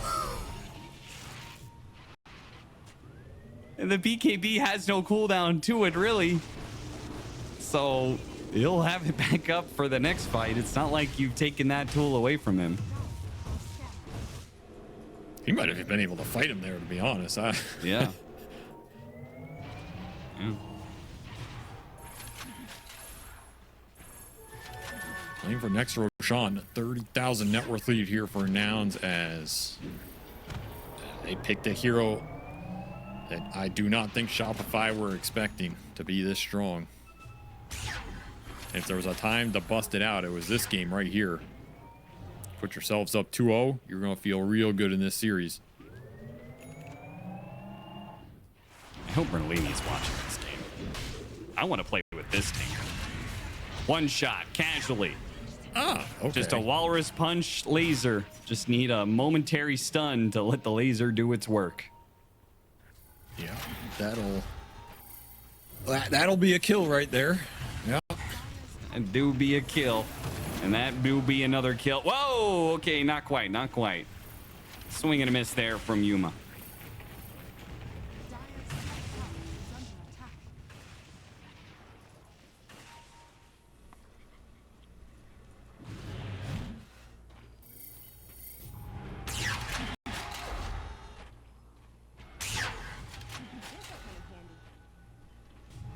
I'm not gonna lie, this looks kind of fun, bro. Like, Yeah, you get to looks this point. fun. Looks fun, just casually blinking from camp to camp, collecting gold. I mean, I also feel like this Tinker is just easier to play. Yeah. Like, he doesn't have to use any items. It's not like you have Hex, E-Blade, Dag, and you have like 10 hotkeys you gotta press, and you break your fingers by the end of the game. You know, you just blink. Blink, laser machine, blink, laser machine.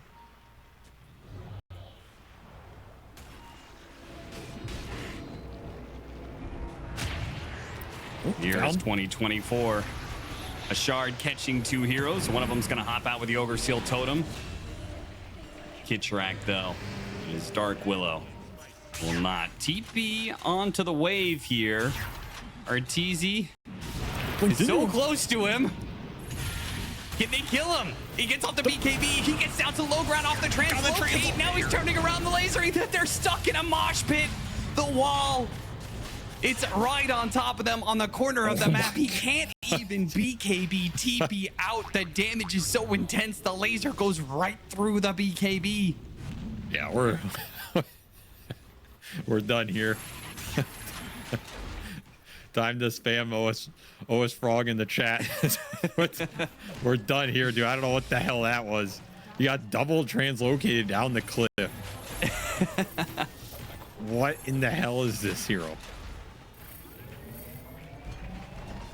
I mean, you got to Yules him, right? Like, that's the biggest thing. You just have to find a Yules on this hero, debuff the shield, bring him down, and then kill him. Yeah. Like, they just have not been able to find that once. What happens if you Yules against translocate though? Because it does a hard it just debuffs it, so he does not get the translocate, right? Because it's when it's fully absorbed, so you have to take the full damage. This is my understanding of how this works. So anything that dispels him is still strong. Now he has an E-Blade on top of everything else. It's fitting with the 2024, the rise of AI.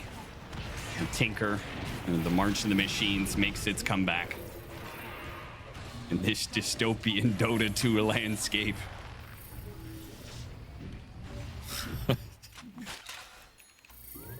And now he's got another. So now he's got another active that he actually has to press a button for sometimes, which is the E-Blade. So you jump on the Tinker. He's got Defense Matrix on. He translocates away from you. He E-Blades himself. You do Rearms. the dispels from the troll, but dude, I don't know. That's true. I don't know. Dude, I mean, he could do it every 6.6 seconds. It's a 4-second duration. Yeah. You he just like could BKBs and he rematrixes anyway, even if you dispel it. Yeah. You need the land statics. I mean, what are we even discussing here? It's static store on him or like, nothing else matters. Yeah, there's They have a Wind Waker on the Crystal Maiden too now, just in case. I mean, yeah, this pick just destroyed him, dude. Yopaj couldn't push, didn't win the lane, they didn't gank him, and then the map just became impossible to play. They had no catch for him, no way to fight him. Brutal. What a way for Shopify to go down 0-2 in a best of 5 finals. This is gonna need every bit of veteranship Arteezy and Bulba can bring to the table here. Turn this series around, because this has been a rough start of a best of 5 for them. Holding around a high ground, hoping that Copy will misclick Blink up straight into them and gift them a free kill on the Tinker.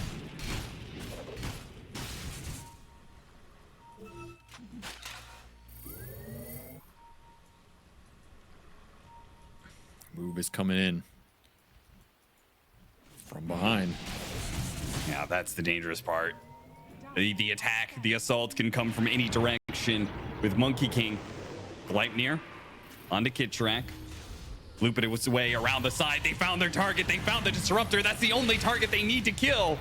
Wait, Yuma accidentally got out of his own Wukong's command, but it doesn't matter. Copy is already in there. Pop of the BKB. They try and go for the Crystal Main. They can't even kill that much. The snowball goes off.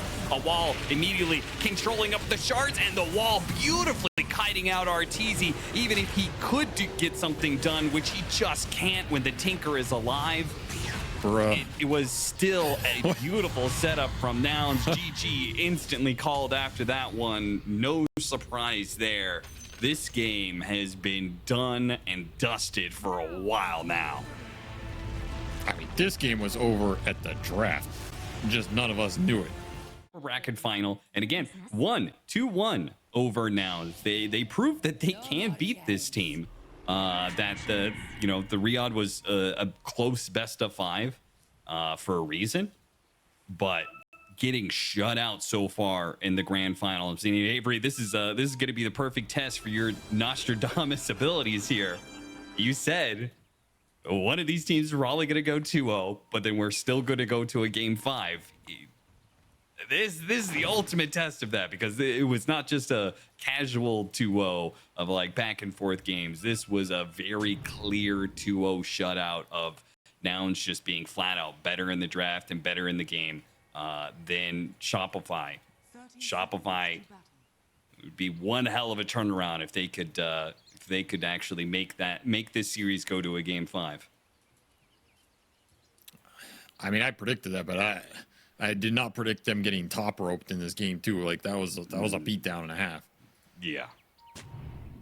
They're gonna smoke Arteezy for a late ward. He's gonna be spotted here, pulled in, not quite into the bramble though. He's gonna try and work his way around, but the blood grenade is just too much slow. Combined with the additional stuns, they are going to potentially get 4 bounty runes for this. Yeah, they're gonna get 4. Wait, Kitrak, go back. Go back for the bounty. Go. All right. 4 bounty runes. Do you think that's worth it when giving up first blood? No.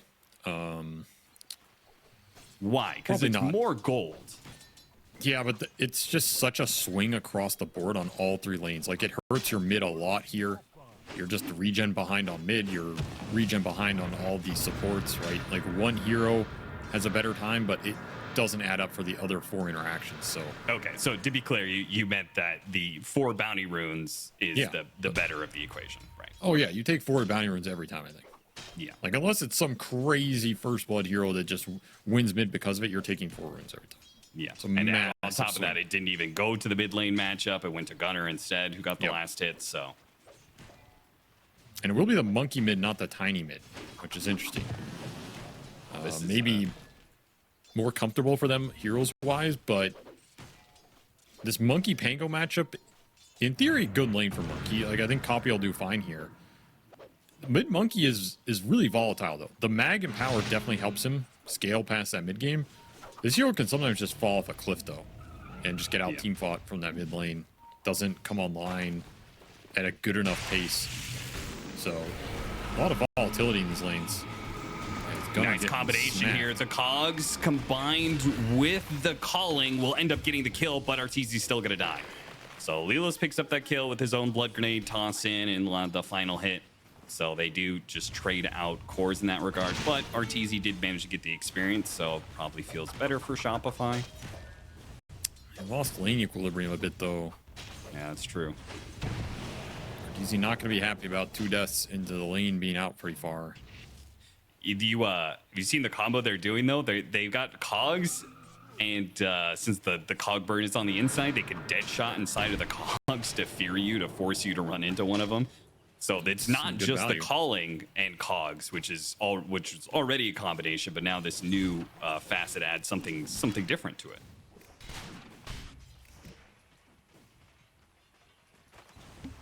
Another even start.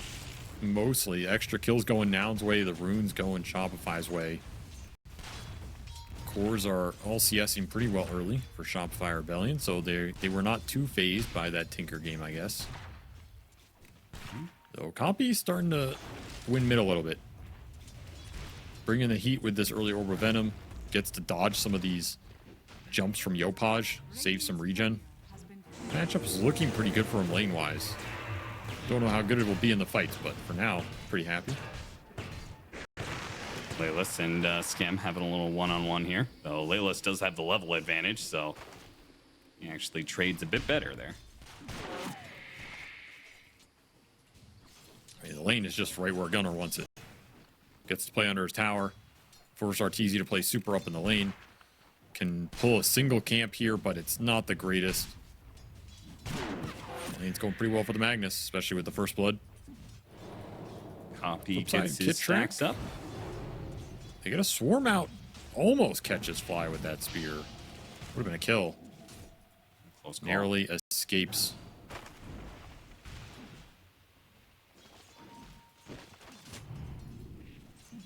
You really want those swarms to get you the kills. That's a big part of this Weaver in terms of his snowball potential. So every time you throw out that swarm, you don't get the kill. They kill the bug. A little bit of a turn that you're not too happy about. Skem continues the run out there, setting up Arteezy for some damage. Hits the dead shot on the 2 heroes. Gets the bump back. Is that enough damage? It is. Gunnar. He'll die, and this time they do not have to trade out heroes. Arteezy and Skem forming a formidable duo finally in the safe lane, as this off lane duo has been beating them out in these lanes. Been one hell of a problem, but they're finally getting some ground.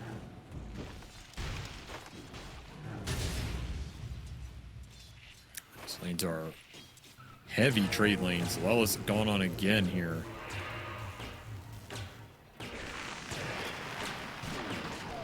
And the dead shot. Oh, it misses. Misjudge. Maybe he thought Laylas was going to juke backwards or something. Laylas, his best hope is to get some sort of neutral deny here. Gets pulled in and does not get the neutrals to take the last hit. Another kill for Arteezy down here. Starting to rack him up. He is. Despite the first blood, Shopify winning this lane handedly.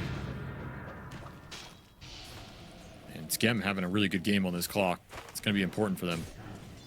Gets out a deep lane ward as well, so that means he can maybe leave this lane and make their top rotation. Nice silence, good response. The calling, they were trying to bramble into a shockwave skewer back. Missed their opportunity though, thanks to Arteezy's defensive calling. Kitrak looking mid. We've seen him do this a lot in this series, but it has not worked out for him in the previous games. Hit him with the Shikuchi and say goodbye. Yeah, just not been able to find these connections on mid. The lane is not going well enough for Yopaj. I mean, you're down a level. Don't have that Rolling Thunder. Looking towards a 6-minute rune. Nouns are going to contest this potentially. They'll just take the 50-50. They brought 3 heroes to secure one side, and they are correct at least. Amp damage, where it's in some trouble, or it's Gunnar who's in trouble actually. Arteezy, he's going to pretty much solo kill him. Kitrak comes in to take the last hit with Shikuchi. Damn. Gunnar just not finding anything down here. Arteezy's got his number. Having a hell of a start here. It's going to be big. Is Monkey King on top out of this laning phase? But, I mean, he's versus a melee hero mid. Not much Yopaj could have done about it. Did get to 6, though. Didn't die.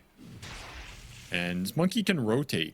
Can definitely look for one of these side lane kills. Particularly if you want to slow down this Morta, who's finding a lot right now. Catching Laylas, but it's not just a clockwork here. Takes the time to Okay. Rotation from copy to ensure they get the wisdom rune here, and he'll probably get a kill out of it too. As Scam tries to use the cogs to get away, but K-Track does manage to grab it. He grabs it from Lelis and Gunner. He dies for it. Skewer is going to hit both, so they manage to get both supports rather out of that situation. A stolen wisdom rune for 2 supports. Avery, that's another. Worth. Is that worth it? I don't think so. That is a decent amount of gold, assist gold, XP. Don't think they're too sad about that one. Yeah. I mean, they got 280 experience. They stole 280 experience, times that by 2. But they gave up 598 experience. So even just straight up on the experience exchange, it's not worth it. And then you add the gold on top of that. Maybe Fly's a bit sad on this Phoenix, a hero that really would have wanted the extra levels from one of those runes. Sure. He's not doing too bad. He's still 4.5. He's going to get pressured here, dive away. Smoked amp damage Pango. I mean, you got to find something with this, man. This is just like a guaranteed kill. Once more, can Shopify coming connect? Through the portal as well, but Yuma is already backed out. Just they've got a much more solid hold on these heavy rotations from Shopify when they try and make these portal moves. It seems like Yuma has that timing down a little bit more pat than he did in the upper bracket final. I mean, they're also warding for it. There's been a lot of gate wards. Sure. Just reading these plays, letting them get out well ahead of time. And it's really important you dodge these moves. You can dodge these moves with a mag lineup too. You're generally going to out-farm your opponent. Maybe not this early in the game, but overall you will. And level 3 in power is already up, so you gotta be careful that these moves don't miss. Runs right into some heroes. Unfortunate. Copy turns around and takes the freebie that's offered to him. Well, Lelis, rather, I guess. Still looking for earn charges on this Weaver. And the stacks are being built here. Already got a nice little quad big camp stack. This monkey to go through with the Jingu stack off the kill. Very efficient for him. Still, it's Arteezy in the lead, man. He really had a strong early game here on the lane in the end, despite some early deaths. Pulled it back. Got that net worth. Pushing towards that Maelstrom. It's a good thing, too, because he did not put any levels in Gunslinger. He really maximized their laning presence. Maxed out Deadshot, a second level on the Calling, so no levels in Gunslinger. Roll on in. See if they can finish off this Monkey King, who's stuck in a little corridor here with a bug on him as well. The minus armor's ramping up, but if he can get some hits in, maybe he can lifesteal his way. RP being threatened. Finally, he does get used. Muerta coming in from behind. Nice dead shot. That finishes off Copy. And it looks like the Weaver was able to Shikuchi on out of there. Even goes back to try and slow down Lelis as Arteezy has his back. They get aggressive still on mid as well. Gunner being dove. Swashbuckle, if it lands, could kill, but he doesn't know where the Magnus is, so Yopaj just gives it up. Gun Daddy with the moves out here. They do lose that tower top to the solo Mars, though, so Shopify getting a lot more out of these aggressive moves than they did in the first 2 games.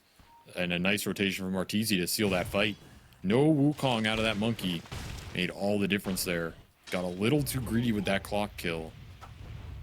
Pays the big price here as now you're falling behind with this mag lineup. This is the risk of going this direction.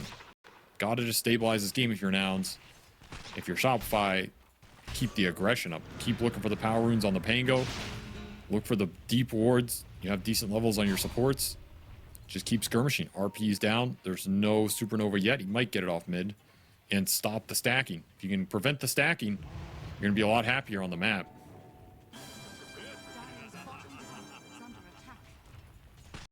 They are just fully setting up the Muerta to take this tower. Yopaj comes over to lend some additional damage, but the 2 supports just zoning out, Gunner and Lelis. The offlane is just not having a great time, and Mind Control has not really been ganked or anything like that, so he's just free farming up and top. The 2 side lanes just going very well for Shopify Rebellion. Rolling Thunder, that might be able to get this kill on Lelis. He does not get over the cliff, so he'll die.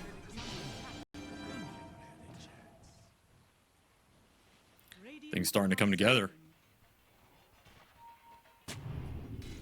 This mid monkey is just not too good at rebuking this aggression right now.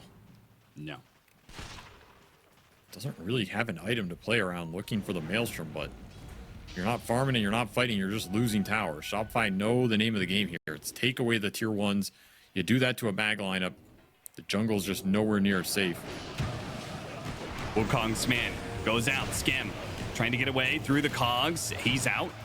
Kitrak still has time lapse. He's going to pop it last second here. See if he can get away with Shikuchi. They drop a sentry and catch him on the brim. Something, but Yuma lost his courier, and you're still taking tower damage on this tier 1 mid. Arteezy makes the rotation. Dead shot doesn't land. He turns around, hits the two of them with a boundless strike. Muerta, he's going to have to pop his ultimate here. They're going to use the supernova to see if they can get the magic damage to finish off the kill, but it's not good enough. Copy's going to chase after him. He's going to jump right onto him, and he finishes him off. What a move from Copy, making the read, and he's even turning back around onto Yopaj. The bugs get thrown out. He kills Yopaj as well. Copy is too damn strong, apparently. He manages to kill 2 cores by himself while the rest of the team chases down a clockwork.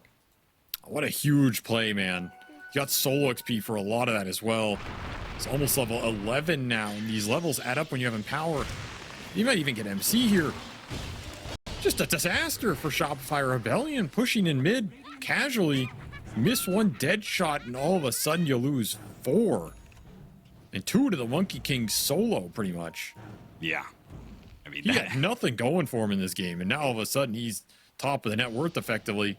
He's gotten power to back him up. He's got some stacks waiting for him.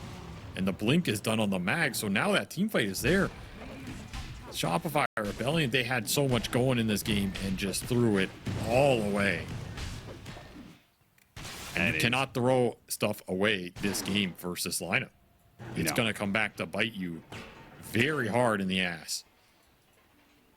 And particularly in this series, in this matchup that we've seen from Riyadh as well as this qualifier, that it's important for Shopify Rebellion to take the tempo, take the momentum of the game, and that misstep just cost them everything they built up in the first 10 minutes of the game.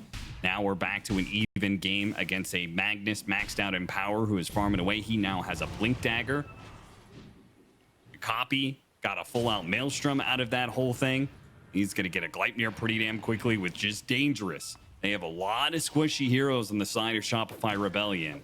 Any kind of catch might just lead to some fast kills for Nouns, who are currently smoked up around the mid. Is similar situation for Shopify. Both teams looking to make their blink stuns work. Smoke blink mind control versus smoke blink gunner. Whoever lands these stuns and finds these ults is just going to win this fight. Also arena this monkey down from the tree if you get a high ground ward and spot him. He's on the cliff right now. Yeah, the smoke is going to break. They know he's there, but he's already hopped down. Mind control, blinks to the other side to cliff, finds he's nothing. in trouble. Now he's in trouble. He's going to be RP together with the Cursed Crown and straight into the Wukong's command. It is a one-shot wombo combo from Nouns that instantly wins the fight. Gunner loses his life for it, but they killed 3, and Yopaj is on the run. What an RP there. I mean, the second that MC blinks in and he gets Cursed Crown, it feels like that fight's almost over because you know he's just going to get stunned, and then like the blink skewer RP comes out. They just got the cherry on top with 2 supports in the same stun, and yeah, that second year RP with this lineup. There's no escaping it. You're getting terrorized, you're getting avalanched, you're getting supernovaed. There's so much AoE chain stun potential, and it's all in a Wukong. MC went for the jump, but he did not find it, and just nice positioning from Copy. Like, the fact he's on the cliff there makes a huge amount of difference, because when you drop that obs, you can't instant arena him. Yeah. It's just a very well-positioned counter gank, as once more, Nouns just reading Shopify. They know what they want to do. They're set up for it and make a great defensive play. MC's going to look again, knows he has to keep the aggression up. Misses the spear, though. Yeah, kind of awkward. They'll have to commit more ultimates to get the kill, which is the hook shot. And Skem's going to get jumped by Copy. Copy gets his stacks up. Easy kill with a boundless strike. They get the tower that they were originally searching for and back away. So support for support. But Gunner He's going to try and catch. Yep, there it is. A skewer back off of the play. They set it up with the Brambles Bedlam, the Avalanche. As soon as you get a skewer back, unless there's a BKB, which there won't be for some time, that hero is just so isolated, and there's so much coverage from nouns that there's no hope of escape. I mean, this is the scary part of the game for Shopify Rebellion, because if you don't start to regain some momentum here, maybe get a Roshan, these team fights are going to start to look really difficult. This is 2 plays now where MC spotted. He gets tossed up in the air, and now he's dead. There's just so much pickoff in this lineup. There's great pickoff on the map, and there's these little combos with the Dark Willow on all these 3 initiating cores that are just very easy. MC looking bottom. They want to fight this. They are. Would love to find the mag. Back into real time here, where Yuma is going to be clipped by Rolling Thunder, and that's going to be it for it. Do not feel confident enough stretching out that far to go for the tankiest hero in the game. 2,500, 2,600 HP on Yuma. An instant smoke out. After all, the Pango used the Rolling Thunder. Is there really anything that Shopify could do to win a 5-on-5 if Rolling Thunder isn't there? I mean, outside of like a 5-man arena, it's looking rough.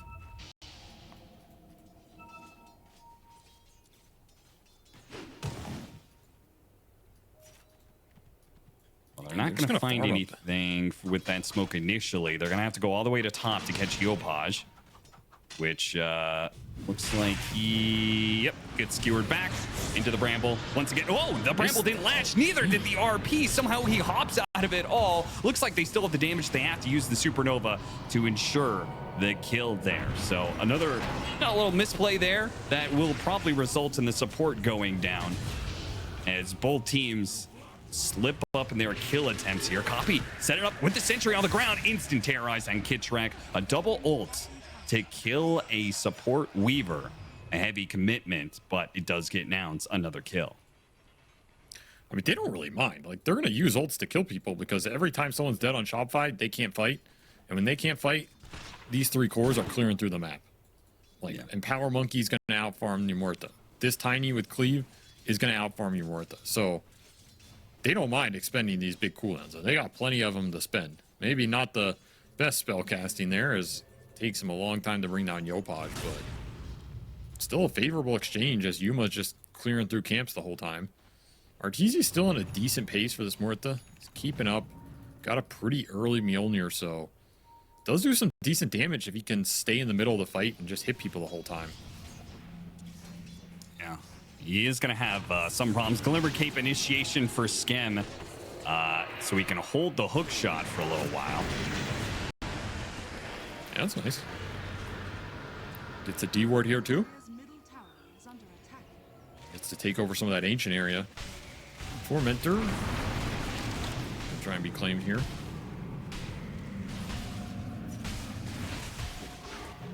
It takes a little bit. Their damage isn't the fastest, but they get there in the end. It's going to be a shard for Magnus. So now we got that shockwave that comes back. Will be some extra magic damage in the team fight.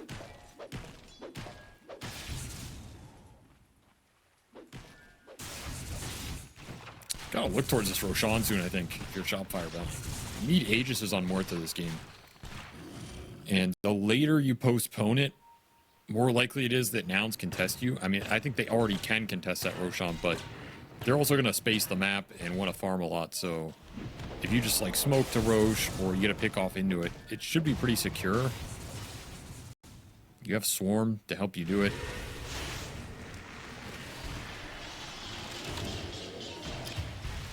Level 15. He's got the 15 talent now, the gunslinger damage. So the Muerta is getting one of those peaks in her power. The next one is like you get level 25 and you have BKB and such. Is an offensive threat. The Muerta is extremely concerning for nouns if Shopify ever manages to utilize that hero. But so far, they've been mostly running around as 4, not really finding any success, running into nouns traps that they've set up around the map.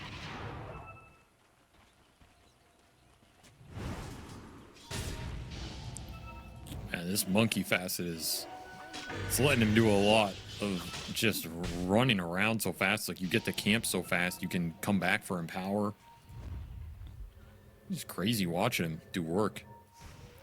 It's getting big, almost a BKB. These BKBs are coming out fast for Nouns right now. They're pushing towards 3 on all 3 cores. They're going to have 3 in the next 2 minutes here if you don't do anything about it. Yeah, you have to make a move if you're Shopify, I think, right now, because you get those BKBs, then boom, there goes that damage threat and where it's supposed to be, right? Just shrugs off a bunch of that magic damage. Yeah, they can maybe force a Roshan here. Nouns, we'll see if they contest it all. They can contest. They got a monkey BKB done. They're missing the other 2, but, I mean, they're still strong enough to fight around the pit with Supernova, RP, Terrorize, Wukong. Cannot get caught in this pit with multiple heroes. How fast can you do this Rosh? It is pretty fast. Yeah, it's gone. Yeah, it's dying before they can get here. Copy. He hops his way across the trees, but cannot get there in time to intercept the Roshan. But they're still going to try and take this fight. You can see Yuma is looping in on the backside. They won't have Skem. He went through the gate. A dead shot goes out. A boundless strike on it too with the avalanche on top of this one. This is a really nice setup. Arteezy just trying to make a break for it here, keep the Aegis alive, but no, he gets hit by the Bramble. Now it's going to be up to, instant RP. Yopaj stuck inside of a Wukong's command. They pop the Supernova, he dies, and now Arteezy just comes back on a second life, instantly killed. What a team fight for Nouns. Shopify Rebellion did not seem to have the heads up that Nouns would be willing to take that engagement. Even going to lose the Weaver trying to creep cut.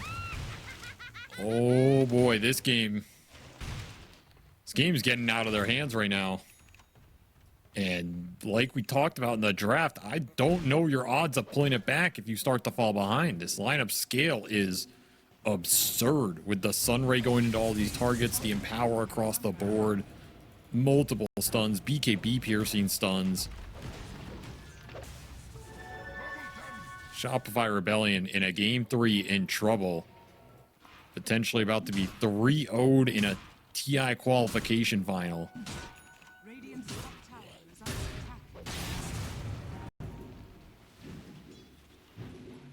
8,000 net worth lead. Nouns have BKB after BKB. They had the Monkey King one, but now they got the Magnus and the Tiny. Arteezy. He's gonna be real worried about this one. I'm not sure if the Muerta can carry this kind of game at this point. The Magnus lineup that is this far ahead, this early on into the game. It's only 25 minutes. You know, you give it another 20 minutes of Empower farming for, these 3 melee cores and a scaling up Phoenix, Fly is looking at Ashivas as his next item on his signature hero. That's after buying a gem. There's a gem right now on Gunner, so they're going to secure the vision and then have the extra vision in the fight for the Weaver. Make his game even harder. BKB arrives for mind control. Guarantee his initiation a bit more, but you still do have to worry about Supernova RP here, even with these BKBs coming out on the side of Shopify. Nice deep ward from Lelis will scout that triangle. Could be nice to go back to later, especially with how much initiation you have. Nouns, they proved last year at TI in the lower bracket NA Derby to be the best North American team at that event. Now they're about to take the whole goddamn year with a 3-0 over Shopify Rebellion as they start assaulting the high ground. Just see if Shopify want to come back or not.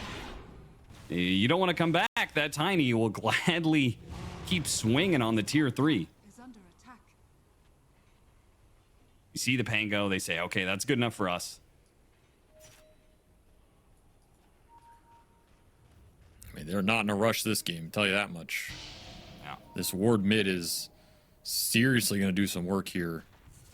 They smoke around at the spot. MC spotted. Blinks before the avalanche. They also get a stun onto the Weaver here. They can go for the skewer back into the sentry, well placed. Unfortunately, the toss landed on Gunner. Unlucky. So Kid Trank is able to get away with the time lapse.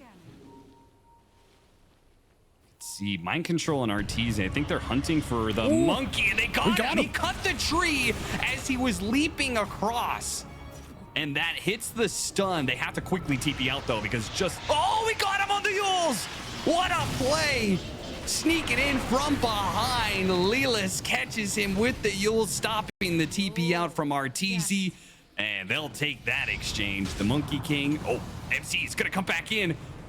Got a supernova out of him, and I guess BKB's TP's out. It's something. Yopaj on the other side of the map. Gunner is looking for him. He has to use this Gunner. Oh, he's going to hit him with the RP to stop that TP out. Now, Yopaj can maybe still make it out with a Rolling Thunder here. I think he might be good. Yeah, he looks fine here. Well, not if he doesn't use it right away, because now he's going to be avalanched into a toss. Now he's dead. Yopaj! Oh, what happened? What was that? You had freedom. You had your escape.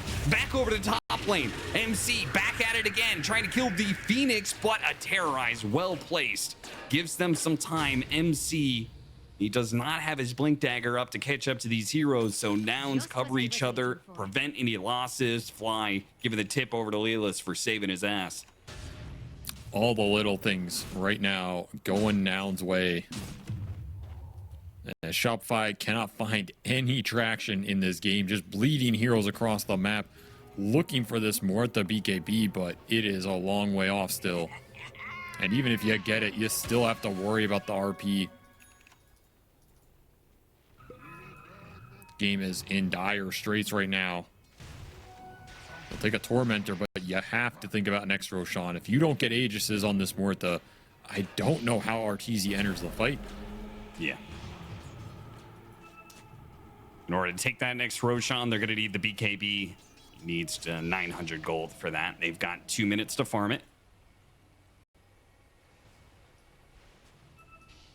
The Weaver slips on by nouns as they are setting up. They get a ward down, almost caught him on the Yules again. Tries to get him on the Bramble. Monkey King chases out, 10 shot. Hits him midair. And the Arteezy's so scared of dying here, he pops Pierce the Veil just for the Dispel on the Gleipnir. The Weaver does get caught trying to cut the wave, and he dies. Time lapse is on cooldown, so not much he could do there. Man, Lelis just catching everybody here. Solo killing supports, making sure that split push doesn't come through, making the map easy to play for his cores right now. And the longer they just run around, the more this gem does some work. Even gonna try and catch bottom as well with this monkey with the Simian leap. Oh, we saw Yopaj. The catch from these heroes are not free, man. They have way too much catch, like you're saying. The Rolling Thunder is gonna be put to use, but he has a long ways home. I don't think he's gonna make it. The monkey is gonna keep pace with him this entire way. He tries to go for the portal and channel there, but Copy, Bound the Strike, or Yules, either will do. And Yopaj will get picked off in this bottom part of the map again. Nowhere to run on this map right now. And you can't fight him. What's the game plan? Just hope that Arteezy carries. I mean, that is what it's going to come down to here. He is level 20, he finishes BKB. Does do some decent damage if he's allowed to. MC narrowly escaping an RP. Maybe we're gonna fight this. Go for it. Two heroes, BKB, hook shot on one of them to stall him up. MC needs to get through his arena and out of the way of Yuma, who's throwing out some serious damage. The Monkey King comes in from behind, but it got speared midway through his Wukong's command. The problem is Arteezy isn't there to take advantage of that. So he wasn't able to push the damage onto Copy while he was pinned down. So Shopify don't lose anybody there, but they also gained 0 ground. There's just not a lot of stuns to lock these heroes down around the Muerta and let Arteezy go to work. Struggling. Does Hurricane Pike the monkey out there break the Wukong, but then you're not killing him. They're going to look for the monkey again. He's so difficult to catch. It's an opportunity here. They see him. Got him on the dead shot. Broke down the tree. Arteezy, a sick move, but a BKB is up from Copy. They have the hook shot, though. They can kill him through this BKB, no problem. Arteezy making some moves. And you got to remember this Roche could be spawning, so yeah, that was pickoffs are big. Yeah, it would have been a great pickoff for Shopify if only Roshan was up. You could see they were desperate for Roche to be up right now. Unfortunately for Shopify, it's a late one. So it's going to get a full respawn time here on the Monkey King, and the Nouns could still have plenty of time to intervene on Roshan. I also feel like the damage output from the Morta there was okay, but not intimidating, I must say. Yeah. It took a while to bring this monkey down, and I mean, that's an isolated target that you're able to find the BKB piercing hookshot on. This Tiny is a lot tankier. This Mag is someone you're probably not going to see in the fight. And they know this Roche hasn't been done, so they might just be able to smoke bottom and contest this by the time it spawns. Though Shiva's done for MC. That's a big pickup here. Helps the Morta's damage. Yeah, Fly, who's trying to work on his own Shivas. Obviously, he's not going to get it at the same pace as a core. Shopify Rebellion, they have to set up for a contest here. Trying to deal with the wave. The static charge out from the Mjolnir, and Kidtrack doing a bit of damage here. Is under attack. But they really need Kidtrack going out there. Doesn't break a smoke, but they do know where Lelis is at. So they have a good idea where the rest of Nouns is going to be holding up. You go back to check the pit. Still not up. Another 15 seconds. If you're Shopify, do you want to fight in this pit? That's another question. It's good for the Morta, can be good for the Pango, but is amazing for the Wukong, amazing for the RP. You have to fight around your vision. And if Roche spawns, which it does, you have to just do it here. It is very fast. Re-smoke it up. Nouns are going to concede it. But we saw them win the fight afterwards the last time. Yeah, Shopify got to make sure they don't make the same mistake twice. Get that second Roshan, and it's going to be the same initiation point. Same area. Yuma jumps up to the high ground. He runs into mind control. Mind control. Pops his Shivas. BKB goes out. Double BKB. RP goes out. A force down for Hurricane Pike. RTZ dodged it, and he pops his ultimate, starts laying out some damage, but it's not that much damage. Everybody's surviving through it for now. Yopaj rolling around trying to stop some of this, but their supports are dead. They haven't done enough. The Gleipnir's going to stop the TP away. RTZ cannot get out. He needs stuck help. on a They're cliff. They're going to back on these heroes trying to TP into the Supernova on the high ground is a problem. RTZ is going to come back on that same cliff. Does manage to get a force staff up to the higher ground here. Yopaj trying to fight it out. They're chasing after RTZ. RTZ's going to be hunted down. Gunner's going to die in the meanwhile between Yopaj and MC with a buyback of Kidtrek, but they're going to hit the bound the strike onto MC. He's next. Yopaj, he's got a swashbuckle up in a second, tries to harpoon his way a little bit further, tries to go for a TP out, and he stuns. They don't have him. So yeah, Yopaj gets out, but it's still disastrous. Another fight. After Roshan gets taken, they get an Aegis. It doesn't matter. Nouns prove to be too strong in these fights for Shopify. The man just finds a way onto these cliffside. It was advantageous for him there too, I think, but he deals a decent amount of damage, pretty much the same as the Tiny, but the problem is there's two carriers on the side of Nouns between this Monkey King and the Tiny, and they're just outnumbering you in terms of that DPS. Yuma's just not afraid to go in here. There's nothing you can do to him, man. The second he's in, you just have look to at this kite it out. play. What a Hurricane Pike to take Gunner away from him and misses the RP, and it still doesn't go well. That is absolutely sick, but you just don't have the damage to take advantage of these plays. And you don't get hit by the RP. You get out of the Wukong. The Sunray Supernovas used on your Aegis, and you still can't fight after all this. Yep. Just too much random spell damage that debilitates you outside the BKB. The toss did a huge amount of damage there.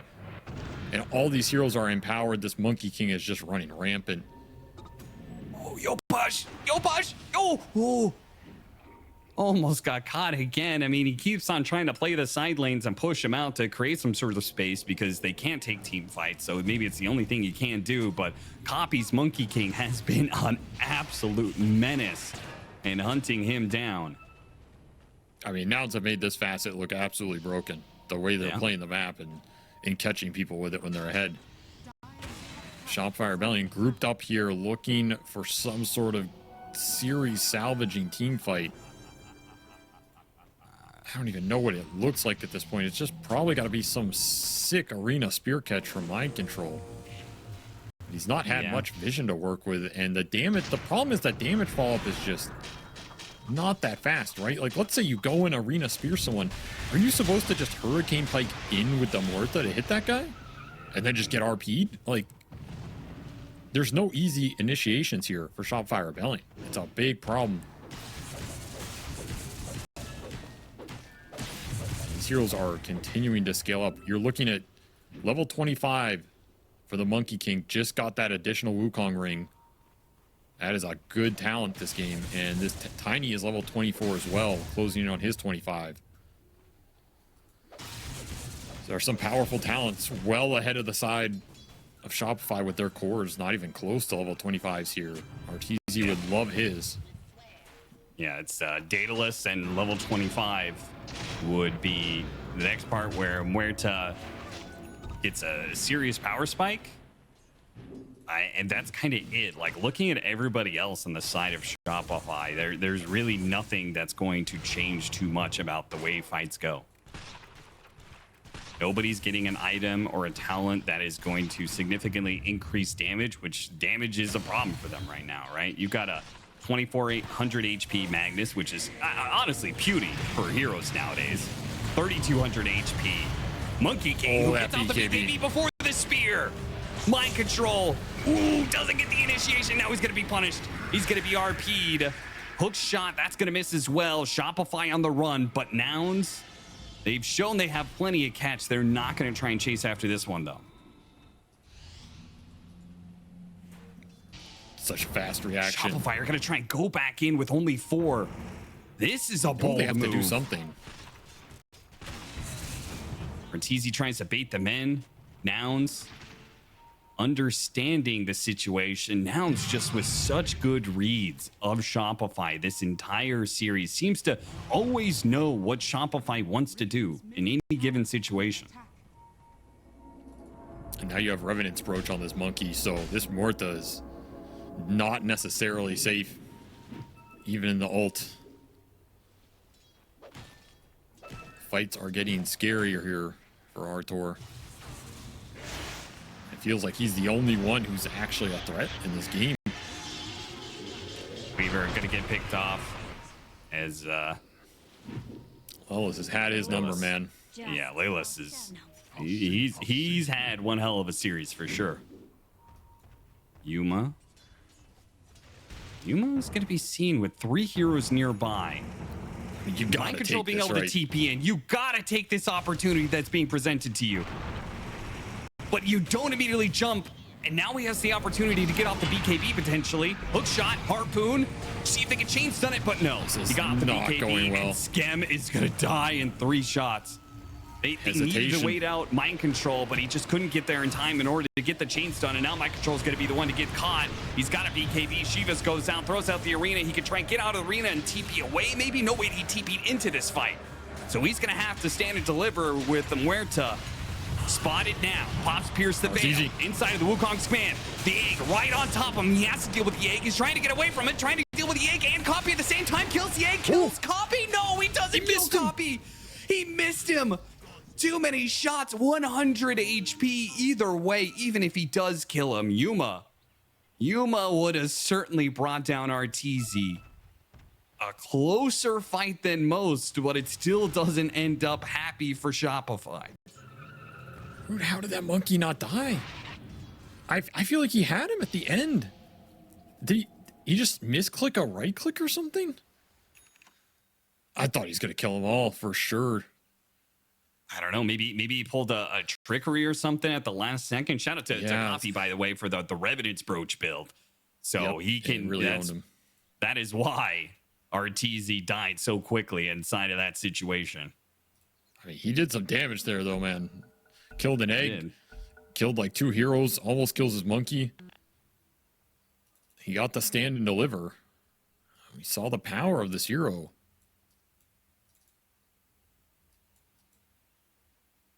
Let's see that damage. mean, part of it is like if BKB is going cooldown, that certainly is going to help RTZ quite a bit. BKB, pierce the veil.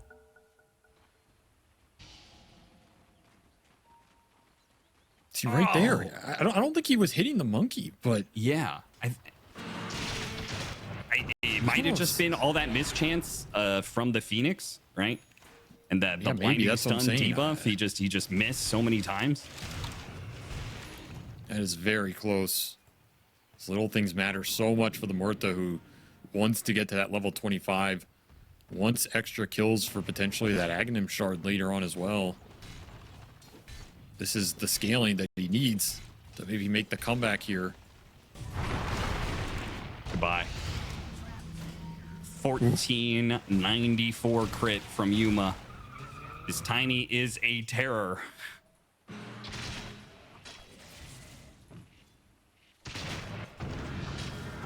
Yuma proven to be such a solid carry.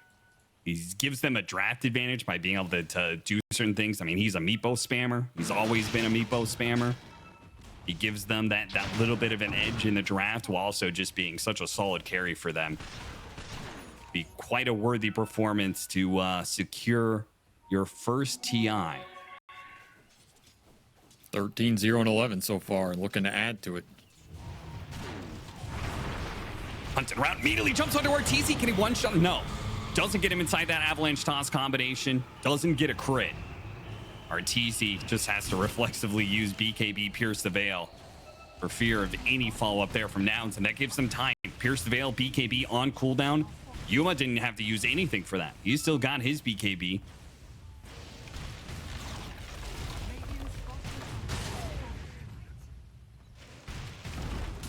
If you're Shopify, how do you stop this monster? You need a spear back or something. Got to isolate his hero. Positioning too. Gunner. He needs blink up. He's got it back up now. You got to be careful when they start to try to get the spear back. Misses. Copy. Turns back around. Now the jump in from the Magnus. Didn't get anything there. So they blew BKB. Missed their initiation. Nouns say no harm, no foul. We didn't lose anybody there. We could just call it quits on the high ground push. We already got a range barracks. That's pretty damn good. And a 21,000 net worth lead. Immediately Shopify gonna go and smoke up. Arteezy really wants his level 25. He went for the wisdom rune, 24 and a half. He's not gonna now get he needs the smoke to come back to him. They saw it on the ward. They know this is coming. They're absolutely ready for it. Yeah. I mean, if you get baited in here, they're going to take the flank angle. The third fight in a row in this same area that Shopify gets caught up in. Do Shopify know what's happening right now? Going into the high ground vision. They're circling around each other here. Shopify smoke is going to break on a creep wave. This is so bad for them. They're going to run right into Muerta.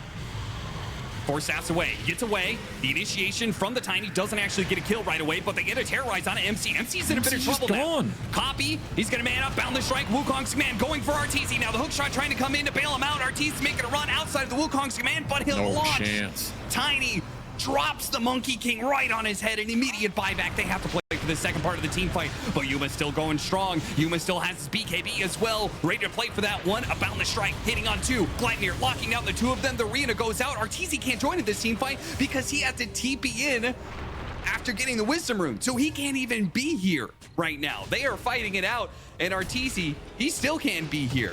He is giving up. He's going to go farm. Mind Control is going to get picked up. And Nouns will win another fight. This time, they don't have to worry about Roshan if they don't want to. That is diebacks on Shopify. Nothing left in the tank here, and they know it. They're just going to go throne. Arteezy for his life. For this TI. What do you have? Doesn't have the 25. Doesn't have the shard. There's no extra scaling here. Just Muerta and a Weaver. They're actually going to respect this, though.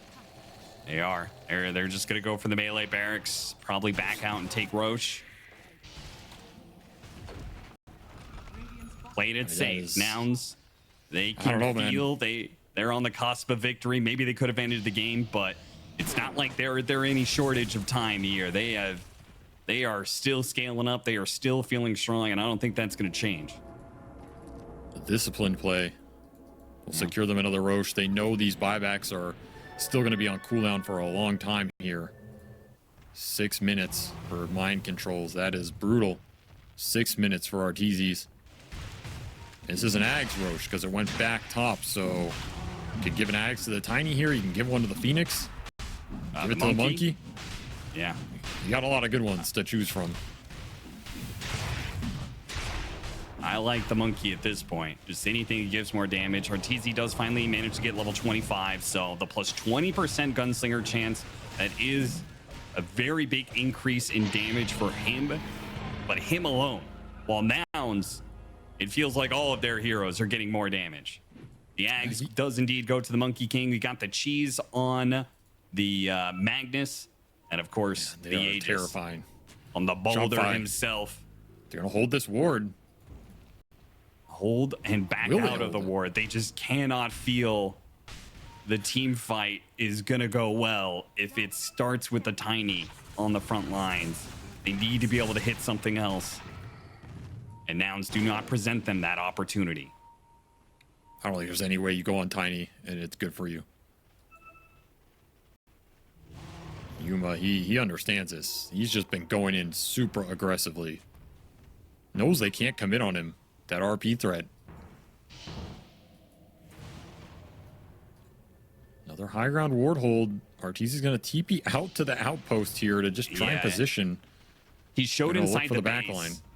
and then they go for the wraparound. I mean, their It's throne an is getting interesting beat, though. idea, but their tier 4 is dying fast. Skim has to collect the creep wave, and Nouns knows something is up. Yuma's going to charge up to that high ground. He's going to reveal the plot that Shopify were trying to put together. Mind control almost dead already. Does manage to get the spear onto Yuma, but it shrugs it off as that status resistance Found the lasts so mag. long. They do manage to kill the Gunner. Gunner dead. Ooh, No buyback crits. there. Copy sign fast. Copy sign fast. Copy. He's almost dead. Shopify. They need to get Arteezy to the other side of the cliff. Yuma. He can't quite finish him off. Now he's going to blink dagger on top of him. He needs to spot him. Oh, that crit just finished off the Weaver, and now he's laying into Muerta, and he's dead. A die back there for Arteezy. 2 Another minutes on the egg. clock. They go for the supernova. They're not going to get it. Yopaj, he's swinging it, swinging it, swinging it. It's just not going to work for him. He's going to die as well. An instant buyback. But Nouns, Yuma, what about Yuma? What about this beast of a hero, this Tiny with almost 5,000 HP and an Aegis? Still, he himself could just end the game. Shopify Rebellion do have anything to stop this man. Yuma is just laying into hero after hero. Skem, he's gonna die eventually. Yopaj is just trying to kill some supports. The last but the man Tiny's standing. indomitable. The Tiny is the big hitter, the big swing of Too many 1,500 carries. crit. GG is called, and Nouns will take it with a 3-0 over Shopify Rebellion, the undisputed best team in North America. And a final well tip. played to Nouns. A final tip from Arteezy to his old captain here as he congratulates him on a TI berth, a well-deserved series.